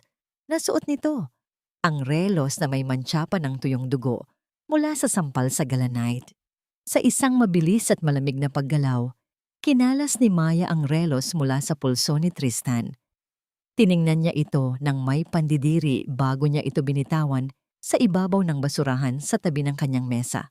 Ang tunog ng pagbagsak ng relos sa loob ng lata ay tila hudyat ng pagtatapos ng kanilang relasyon. Hindi pag-ibig ang nararamdaman mo, Tristan. Kasakiman yan, mariing sabi ni Maya. Ginamit mo ang katahimikan ko bilang pagkakataon para tapak-tapakan ako. Akala mo ay mahina ako dahil hinayaan kitang saktan ako. Pero ngayon, tapos na ang laro. Kinuha ni Maya ang isang asul na folder mula sa ibabaw ng kanyang mesa at inihagis ito sa sahig, sa mismong tapat ni Tristan. Ang mga papel sa loob nito ay lumabas. Ang kasunduan sa diborsyo at ang formal na demanda para sa lahat ng perang ninakaw at inutang ni Tristan. May dalawa kang pagpipilian. Ang huling hatol ni Maya, ang kanyang mga mata ay wala ng kahit anong bakas ng emosyon para sa lalaki. Pipirma ka sa diborsyo at isusuko mo ang lahat ng matitirang ari-arian ng pamilya mo bilang kabayaran, o hahayaan ko si Attorney Herman na ihatid ka at ang nanay mo sa kulungan dahil sa estafa at panloloko. 1 oras, Tristan. Pagkatapos niyan, wala na akong kilalang Tristan de los Reyes sa buhay ko. Naiwang nakatulala si Tristan sa mga papel. Ang kanyang mga kamay ay nanginginig habang hinahawakan ng panulat. Sa kabilang dako ng gusali, sa ibaba ng lobby, maririnig ang sirena ng mga sasakyan ng pulis na tila naghihintay na lamang ng senyas mula sa itaas. Lumabas si Tristan mula sa gusali ng MH Trust na tila isang buhay na bangkay. Ang kanyang mga hakbang ay walang direksyon at ang kanyang mga mata ay nakatitig sa kawalan. Hawak niya ang isang kopya ng dokumentong nagpapatunay na wala na siyang asawa, wala na siyang kumpanya, at wala na siyang dignidad. Ang lahat ng kanyang tinatamasa noon ay naglaho sa loob lamang ng 1 oras sa ilalim ng malamig na titig ni Maya. Pagdating niya sa madilim at mabahong apartment, nadatnan niya si Doña Carmen na nakaupo sa sahig, abala sa pagbibilang ng iilang barya na napanalunan nito sa bingo sa kanto. Pagkakita sa anak, agad na tumayo ang matanda nang may halong pananabik. Anak, Tristan, nakakuha ka ba ng pera? Anong sabi ng presidente? Matatapos na ba ang paghihirap natin? Sunod-sunod na tanong ng matanda. Hindi sumagot si Tristan. Inihagis niya ang folder sa harap ng kanyang ina. Nang mabasa ni Doña Carmen ang pangalan ni Maya bilang presidente ng MH Trust, ang kanyang mukha ay dumaan sa iba't ibang kulay ng emosyon, mula sa gulat, pagkalito, hanggang sa isang matinding puot na tila apoy na lumalamon sa kanyang pagkatao. Hindi maaari ito. Isang malaking panloloko ito. Sigaw ni Doña Carmen. Ang kanyang boses ay tila isang matinis na tunog na nakakabingi. Pinagplanuhan niya ito. Ginamit niya tayo. Ang walang utang na loob na babaeng yan. Kailangang maturuan ng leksyon. Sa halip na tanggapin ang pagkatalo, binuo ni Doña Carmen ang huli niyang alas, ang pagiging isang dalubhasang manipulator. Kinabukasan, sa harap ng gusali ng MH Trust, nagkaroon ng isang malaking kaguluhan. Naroon si Doña Carmen, nakasuot ng punit-punit na damit na tila galing sa basurahan at may hawak na malaking rosaryo. Lumuhod siya sa harap ng labi, umiiyak at humahagulgol sa harap ng mga nagdaraang empleyado at mga mamamahayag na mabilis na nakatunog sa drama. Maawa kayo sa isang matandang tulad ko, sigaw ni Doña Carmen. Ang kanyang mga luhang buwaya ay walang patid sa pag-agos. Ang manugang ko, si Maya. Matapos naming kupkupin at mahalin ng parang sariling anak, ngayon ay kinalimutan na kami. Pinapalayas niya kami sa sarili naming bahay. Diyos ko, nasaan ang katarungan para sa mga magulang na nagsakripisyo? Ang kanyang mga salita ay puno ng relihiyosong manipulasyon. Pilit na ginagamit ang konsepto ng utang na loob upang ipahiya si Maya sa harap ng publiko. Ang mga tao ay nagsimulang mag-usisa. Ang iba ay naglalabas na ng kanilang mga telepono upang kunan ng video ang kaawa-awang matanda. Sa gitna ng kaguluhan, bumukas ang malaking pinto ng gusali. Lumabas si Maya napapalibutan ng kanyang mga security personnel at si Attorney Herman. Ang kanyang pagtindig ay kasing tatag ng isang dambuhala at ang kanyang mukha ay walang kahit anong bakas ng pagkataranta. Huminto siya sa tapat ng kanyang dating biyenan. Tumigil si Doña Carmen sa pag-iyak at tumingin kay Maya nang may mapanuring mata. Inaasahang bibigay ang loob ng babae dahil sa kahihiyan. "Maya, anak, patawarin mo kami." Muling drama ng matanda. Pilit na inaabot ang laylayan ng damit ni Maya. "Bumalik ka na sa amin. Huwag mong hayaang parusahan ka ng langit sa pagiging malupit sa iyong mga magulang." Isang malamig na ngiti ang sumilay sa mga labi ni Maya. Hindi siya nagsalita upang makipagtalo. Sa halip, lumingon siya kay Herman at tumango. Inilabas ni Herman ang isang tablet at ikinonekta ito sa malaking digital screen sa lobby ng gusali. Ang katahimikan ay namayani nang bumukas ang isang audio recording. Ang boses na narinig ng lahat ay walang iba, kundi ang boses ni Doña Carmen mula sa isang lihim na pag-uusap sa isang kilalang sugalan noong nakaraang buwan. "Wala akong pakialam sa babaeng yon. Basta ibenta niyo ang mga alahas na ninakaw ko sa kanya. Kailangan ko ng pusta sa mahjong. Pagkatapos, sasabihin ko na lang sa anak ko na naiwala niya dahil sa katangahan niya. Ang mahalaga, makuha ko ang gusto ko." Sinundan pa ito ng isa pang recording kung saan maririnig ang pagtawa ni Doña Carmen habang pinag-uusapan kung paano niya dahan-dahang uubusin ang pondo ni Maya sa pamamagitan ng pananakot. Ang maskara ng kabanalan ni Doña Carmen ay tuluyang natuklap sa harap ng maraming tao. Ang mga bulong-bulungan ng awa ay napalitan ng mga sigaw ng pandidiri at pagkondena. Mga mamamahayag na kanina ay nakikisimpatya ay ngayon ay nakatutok na ang mga kamera sa namumutlang mukha ng matanda. Ang utang na loob, Doña Carmen, ay hindi isang sandata upang gamitin sa pananakit ng kapwa. Ang seryosong wika ni Maya. Ang kanyang boses ay umaalingaw-ngaw sa buong paligid. "Ibinigay ko ang lahat sa inyo, ang respeto ko, ang panahon ko, at pati ang yaman ko. Ngunit ang kinalimutan nyo ay ang katotohanang ang bawat kabutihan ay may hangganan kapag ang hinarap nyo ay isang taong wala nang natitira kundi ang kanyang dangal." Sumenya si Maya sa mga security guards. Sa harap ng publiko, dahan-dahang binuhat si Doña Carmen at inilabas ng compound ng kumpanya. Ang matanda ay nagpupumiglas, sumisigaw ng mga sumpa, ngunit wala nang nakikinig sa kanya. Itinapon siya sa kalsada, sa mismong putikan na palagi niyang sinasabi na pinanggalingan ni Maya. Tumingin si Maya sa langit. Huminga ng malalim habang dinarama ang sariwang hangin ng kalayaan. Ang huling tinik ng nakaraan ay tuluyan ng nabunot. Tinalikuran niya ang kaguluhan at pumasok muli sa gusali, handa na para sa susunod na kabanata ng kanyang buhay. Sa kabilang bahagi ng syudad, si Tristan ay nakaupo sa kanto. Pinapanood ang live video ng kanyang ina sa social media. Isang patak ng luha ang nahulog sa kanyang pisngi, hindi dahil sa awa sa kanyang ina, kundi dahil sa pagkilala na huli na ang lahat. Wala na siyang babalikan, wala na siyang matatakbuhan. Ang hari ng kasinungalingan ay ngayon ay isang alipin na lamang ng sarili niyang mga pagkakamali.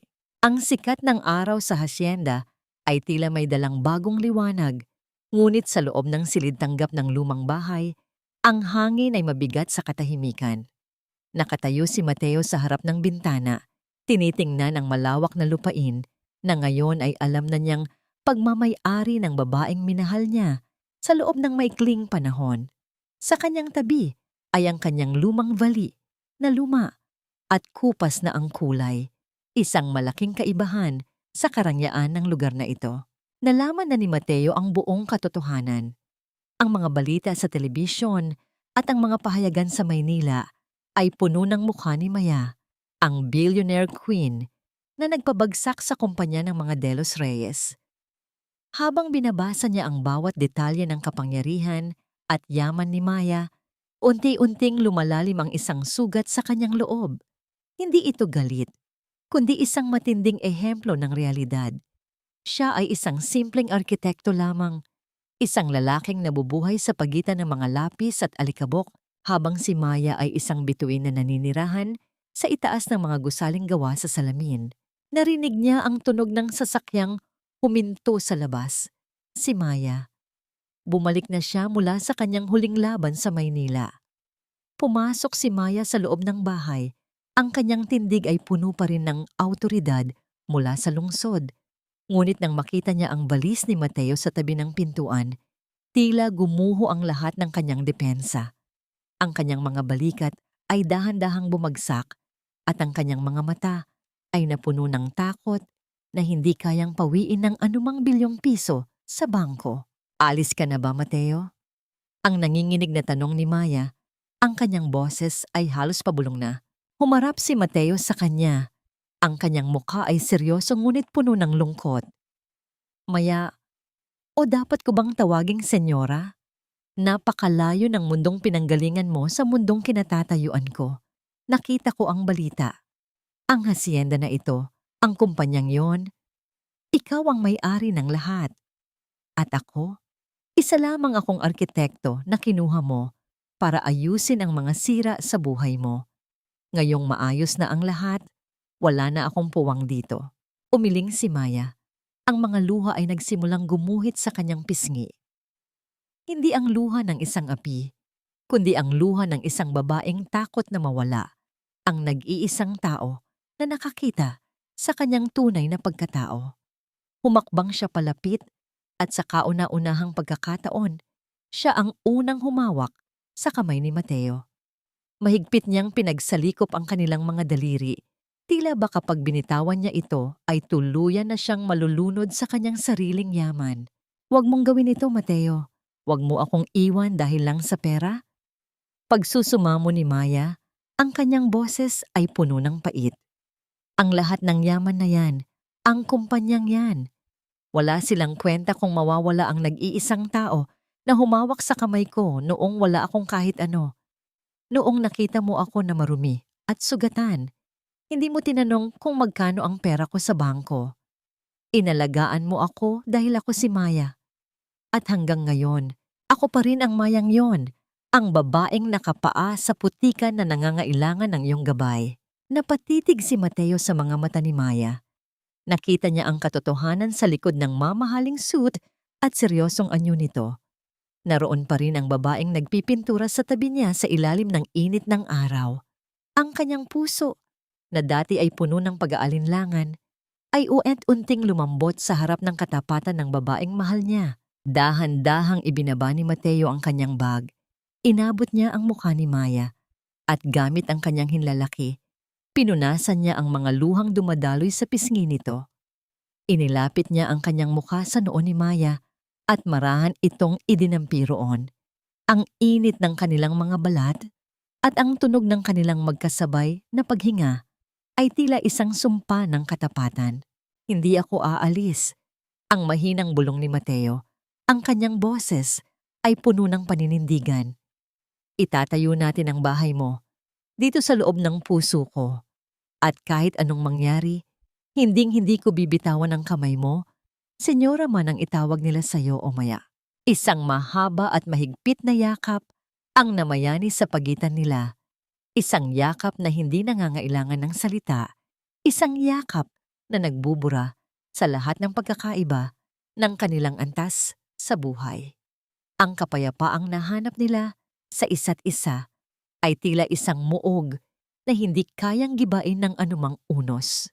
Ngunit sa labas ng hasyenda, sa madilim na bahagi ng bakod na nakapalibot sa lupain, isang anino ang gumagalaw sa gitna ng mga puno. Naroon si Tristan. Ang kanyang mga mata ay puno ng kabaliwan at desperasyon. Hawak niya ang isang can ng gasolina at isang lighter na kanina pa niya pinaglalaruan. Ang kanyang kumpanya ay wala na. Ang kanyang dangal ay nadurog. At ang tanging natitirang layunin sa kanyang isipan ay ang sirain ang kaisa-isang bagay na nagbibigay ng kaligayahan kay Maya. Isang matalim na ngiti ang sumilay sa mga labi ni Tristan habang binubuksan niya ang takip ng gasolina. Ang amoy ng likidong yon ay humalo sa bango ng mga bulaklak ng kape, nagbabadya ng isang madilim na apoy na handang lumamon sa lahat ng kanilang pinaghirapan. Ang katahimikan ng gabi sa hasyenda ay binalot ng isang nakakasulasok na amoy. Ang bango ng mga bulaklak ng kape na dati ay nagbibigay ng kapayapaan kay Maya ay biglang hinalinhina ng matapang at nakakahilong amoy ng gasolina. Sa loob ng bahay, unang nakaramdam ng panganib si Mateo. Ang kanyang mga pandama, na sanay sa pagkilala ng mga materyales at amoy ng konstruksyon, ay agad na nagbabala sa kanyang isipan. Maya, huwag kang lalabas. Ang mabilis at mahinang utos ni Mateo habang maingat siyang sumisilip sa bintana. Sa labas, sa ilalim ng malamlam na liwanag ng buwan, nakita niya ang isang anino na pasuray-suray na naglalakad sa paligid ng mga haligi ng lumang bahay na bato. Hawak nito ang isang malaking kan at ibinubuhos ang likido sa mga tuyong kahoy na pundasyon ng gusali. Ang bawat paggalaw ng aninong iyon ay puno ng puot at kawalan ng katinoan. Hindi nakinig si Maya. Lumabas siya sa balkonahe. Ang kanyang puso ay pumipintig ng mabilis sa kaba. "Tristan!" Sigaw niya. Ang kanyang tinig ay umaalingaw-ngaw sa tahimik na gabi. "Itigil mo yan! Huwag mong idamay ang lugar na ito sa kabaliwan mo." Huminto ang anino at humarap sa kanila. Sa ilalim ng liwanag, nakita nila ang mukha ni Tristan. Isang mukhang hindi na makikilala. Ang kanyang mga mata ay nanlilisik at nakalubog. Ang kanyang buhok ay magulo at ang kanyang mga labi ay nanginginig habang pilit na tumatawa. Inilabas niya ang isang maliit na silver na lighter at pinaglaruan ang kislap ng apoy nito. "Bakit, Maya? Takot ka bang mawala ang lahat ng ito?" Ang paos at baliw na tanong ni Tristan. "Wala na akong kumpanya. Wala na akong bahay. Wala na akong nanay na maasahan. Bakit ikaw? Ang saya-saya mo. Bakit ikaw? Nakahanap ka pa ng bago habang ako ay nasa impyerno." "Tristan, bitawan mo ang lighter." Dahan-dahang lumapit si Mateo, pilit na pinapakalma ang sitwasyon. "Hindi ito ang paraan para maayos ang buhay mo. Lalong lalalim ang hukay na kinatatayuan mo." "Huwag kang lalapit!" Sigaw ni Tristan. Itinaas ang lighter malapit sa basang bahagi ng sahig na kahoy. "Kung hindi ako magiging masaya, walang magiging masaya. Susunugin ko ang lahat ng alaala ng pamilya mo. Susunugin ko ang lahat ng pinagmamalaki mo." Sa isang mabilis na pagkakataon, nang makitang akmang ihuhulog na ni Tristan ng apoy, hindi nag-atubili si Mateo. Tumalon siya mula sa balkonahe at sinalubong ang katawan ni Tristan. Nagkaroon ng isang maikling pakikipagbuno sa pagitan ng dalawang lalaki sa ibabaw ng damuhan. Narinig ni Maya ang kalansing ng lighter na tumilapon sa malayo. Sa kabutihang palad ay hindi nito natamaan ang mga bahaging may gasolina. Mabilis na rumesponde ang mga tauhan ng hasyenda na kanina pa nakatunog sa ingay. Sa loob ng ilang sandali, napigilan nila si Tristan at naidapa ito sa lupa.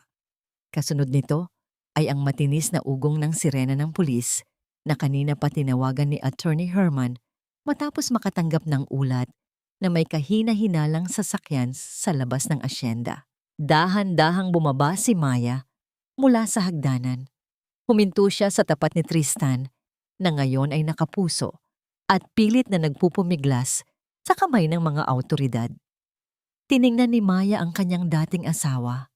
Wala siyang naramdamang galit. Wala siyang naramdamang pagnanais na gumanti. Ang tanging naramdaman niya ay isang malalim at nakakalunod na awa para sa isang taong tuluyan ng nilamon ng sarili niyang kasakiman. "Ang huling tinik ay ikaw, Tristan," mahinang sabi ni Maya. Ang kanyang boses ay puno ng pait. "Akala mo ay ang pagkasunog ng bahay na ito ang magiging katapusan ko. Pero hindi mo alam, ang apoy na sinimulan mo ay ang huling bagay na nagpalaya sa akin mula sa anino mo." Itinakip ni Tristan ang kanyang mukha sa lupa.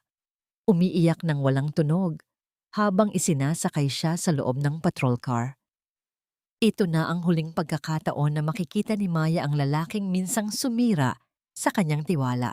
Nang magbukang liwayway, ang langit ay napuno ng mga kulay ng rosas at lila. Ang hasyenda ay ligtas. Mateo ay nakatayo sa tabi ni Maya.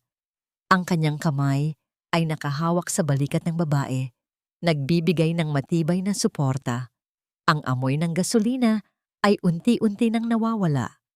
Hinalinhina ng sariwang amoy ng umaga at ang bango ng mga bagong sibol na kape. Lumapit ang dalawa sa isang bahagi ng lupa na malapit sa gate, kung saan nagmantsa ang itim na langis ng sasakyan ni Tristan kagabi. Sabay silang lumuhod at gamit ang kanilang mga kamay, naghukay sila ng isang maliit na butas. Inilagay ni Mateo ang isang maliit na seedling ng puno ng sato sa butas at sabay nilang tinabunan ito ng sariwang lupa. Dito tayo magsisimula, nakangiting sabi ni Mateo. Isang bagong pundasyon na hindi gawa sa pera, kundi sa pag-asa. Tumingin si Maya sa kanya, at sa kauna-unahang pagkakataon, ang kanyang mga mata ay nagniningning ng tunay na kaligayahan. Wala na ang takot, wala na ang bigat. Tanging ang liwanag na lamang ng bagong umaga ang namamayani sa kanyang puso. Lumipas ang 2 taon na tila isang banayad na agos ng ilog. Dahan-dahang hinuhugasan ang mga bakas ng pait at dumi na iniwan ng nakaraan. Ang hasyenda ay hindi na lamang isang malawak na taniman ng kape. Ito ay naging isang santuwaryo, isang tahanan para sa mga kababaihang tulad ni Maya na dumanas ng pang-aabuso at kawalan ng pag-asa. Sa ilalim ng pamumuno ni Maya, ang mga sirang pader ng asyenda ay muling nabuo. Hindi lamang sa pamamagitan ng semento at bato, kundi sa pamamagitan ng malasakit at pagkakaisa. Nakatayo si Maya sa balkonahe ng bahay na bato. Pinagmamasdan ang mga kababaihan sa ibaba na masayang nagtatawanan habang nagbibilad ng mga butil ng kape. Wala na sa kanyang mukha ang mga linya ng pag-aalala. Ang kanyang balat ay nagniningning sa ilalim ng sikat ng araw. At ang kanyang mga mata ay puno ng isang uri ng katahimikan na tanging ang mga taong tunay na malaya lamang ang nakakamit. Isang liham ang nakapatong sa mesa sa kanyang tabi, galing kay Attorney Herman. Sa loob nito ay ang balita tungkol sa huling hatol kay Tristan. Dahil sa patong-patong na kaso ng estafa at ang tangkang arson, mananatili si Tristan sa loob ng piitan sa loob ng mahabang panahon. Ayon sa ulat, ang dating mapagmataas na negosyante ay ngayon ay isang anino na lamang ng kanyang sarili, tahimik at laging nakatingin sa kawalan. Kinakain ng pagsisisi sa bawat gabi ng kanyang pag-iisa. Si Doña Carmen naman ay nananatili sa isang pampublikong pasilidad para sa mga matatanda. Ang kanyang isipan ay tuluyan ng bumigay sa bigat ng kahihiyan at kahirapan. Madalas siyang makitang nakikipag-usap sa hangin, ipinagmamalaki ang kanyang mga alahas, na wala naman, at tinatawag ang mga nurse bilang kanyang mga utusan. Ang kanyang hasyenda ng kasinungalingan ay tuluyan ng naglaho, iniiwan siyang mag-isa sa gitna ng kanyang sariling mga guni-guni. Dahan-dahang itinupi ni Maya ang liham. Wala siyang naramdamang kagalakan sa pagbagsak nila, ngunit wala na ring sakit. Ang pagpapatawad na ibinigay niya ay hindi dahil sa karapat-dapat sila, kundi dahil karapat-dapat ang kanyang puso sa kapayapaan. Ang hindi na pag-iisip sa kanila ang kanyang pinakamalaking tagumpay. Napakalalim na naman ang iniisip mo. Isang pamilyar at malambing na boses ang bumasag sa kanyang pagmumuni-muni. Lumapit si Mateo. Suot ang kanyang paboritong kupasing polo na may bakas pa ng lapis sa bulsa. Hindi na siya ang arkitektong kinuha ni Maya. Siya na ang katuwang nito sa pagbuo ng bawat pangarap. Inilagay ni Mateo ang kanyang braso sa balikat ni Maya at marahan siyang hinila palapit. Tumingin si Maya sa kamay ni Mateo. Sa kanyang nangalan, wala na ang kumikinang na diamante na minsang naging simbolo ng kanyang pagpapakaalipin. Sa halip, isang simpleng singsing na yari sa matibay na kahoy ng puno ng kape ang nakasuot sa kanyang daliri. Isang singsing na tinitigan at hinubog mismo ng mga kamay ni Mateo.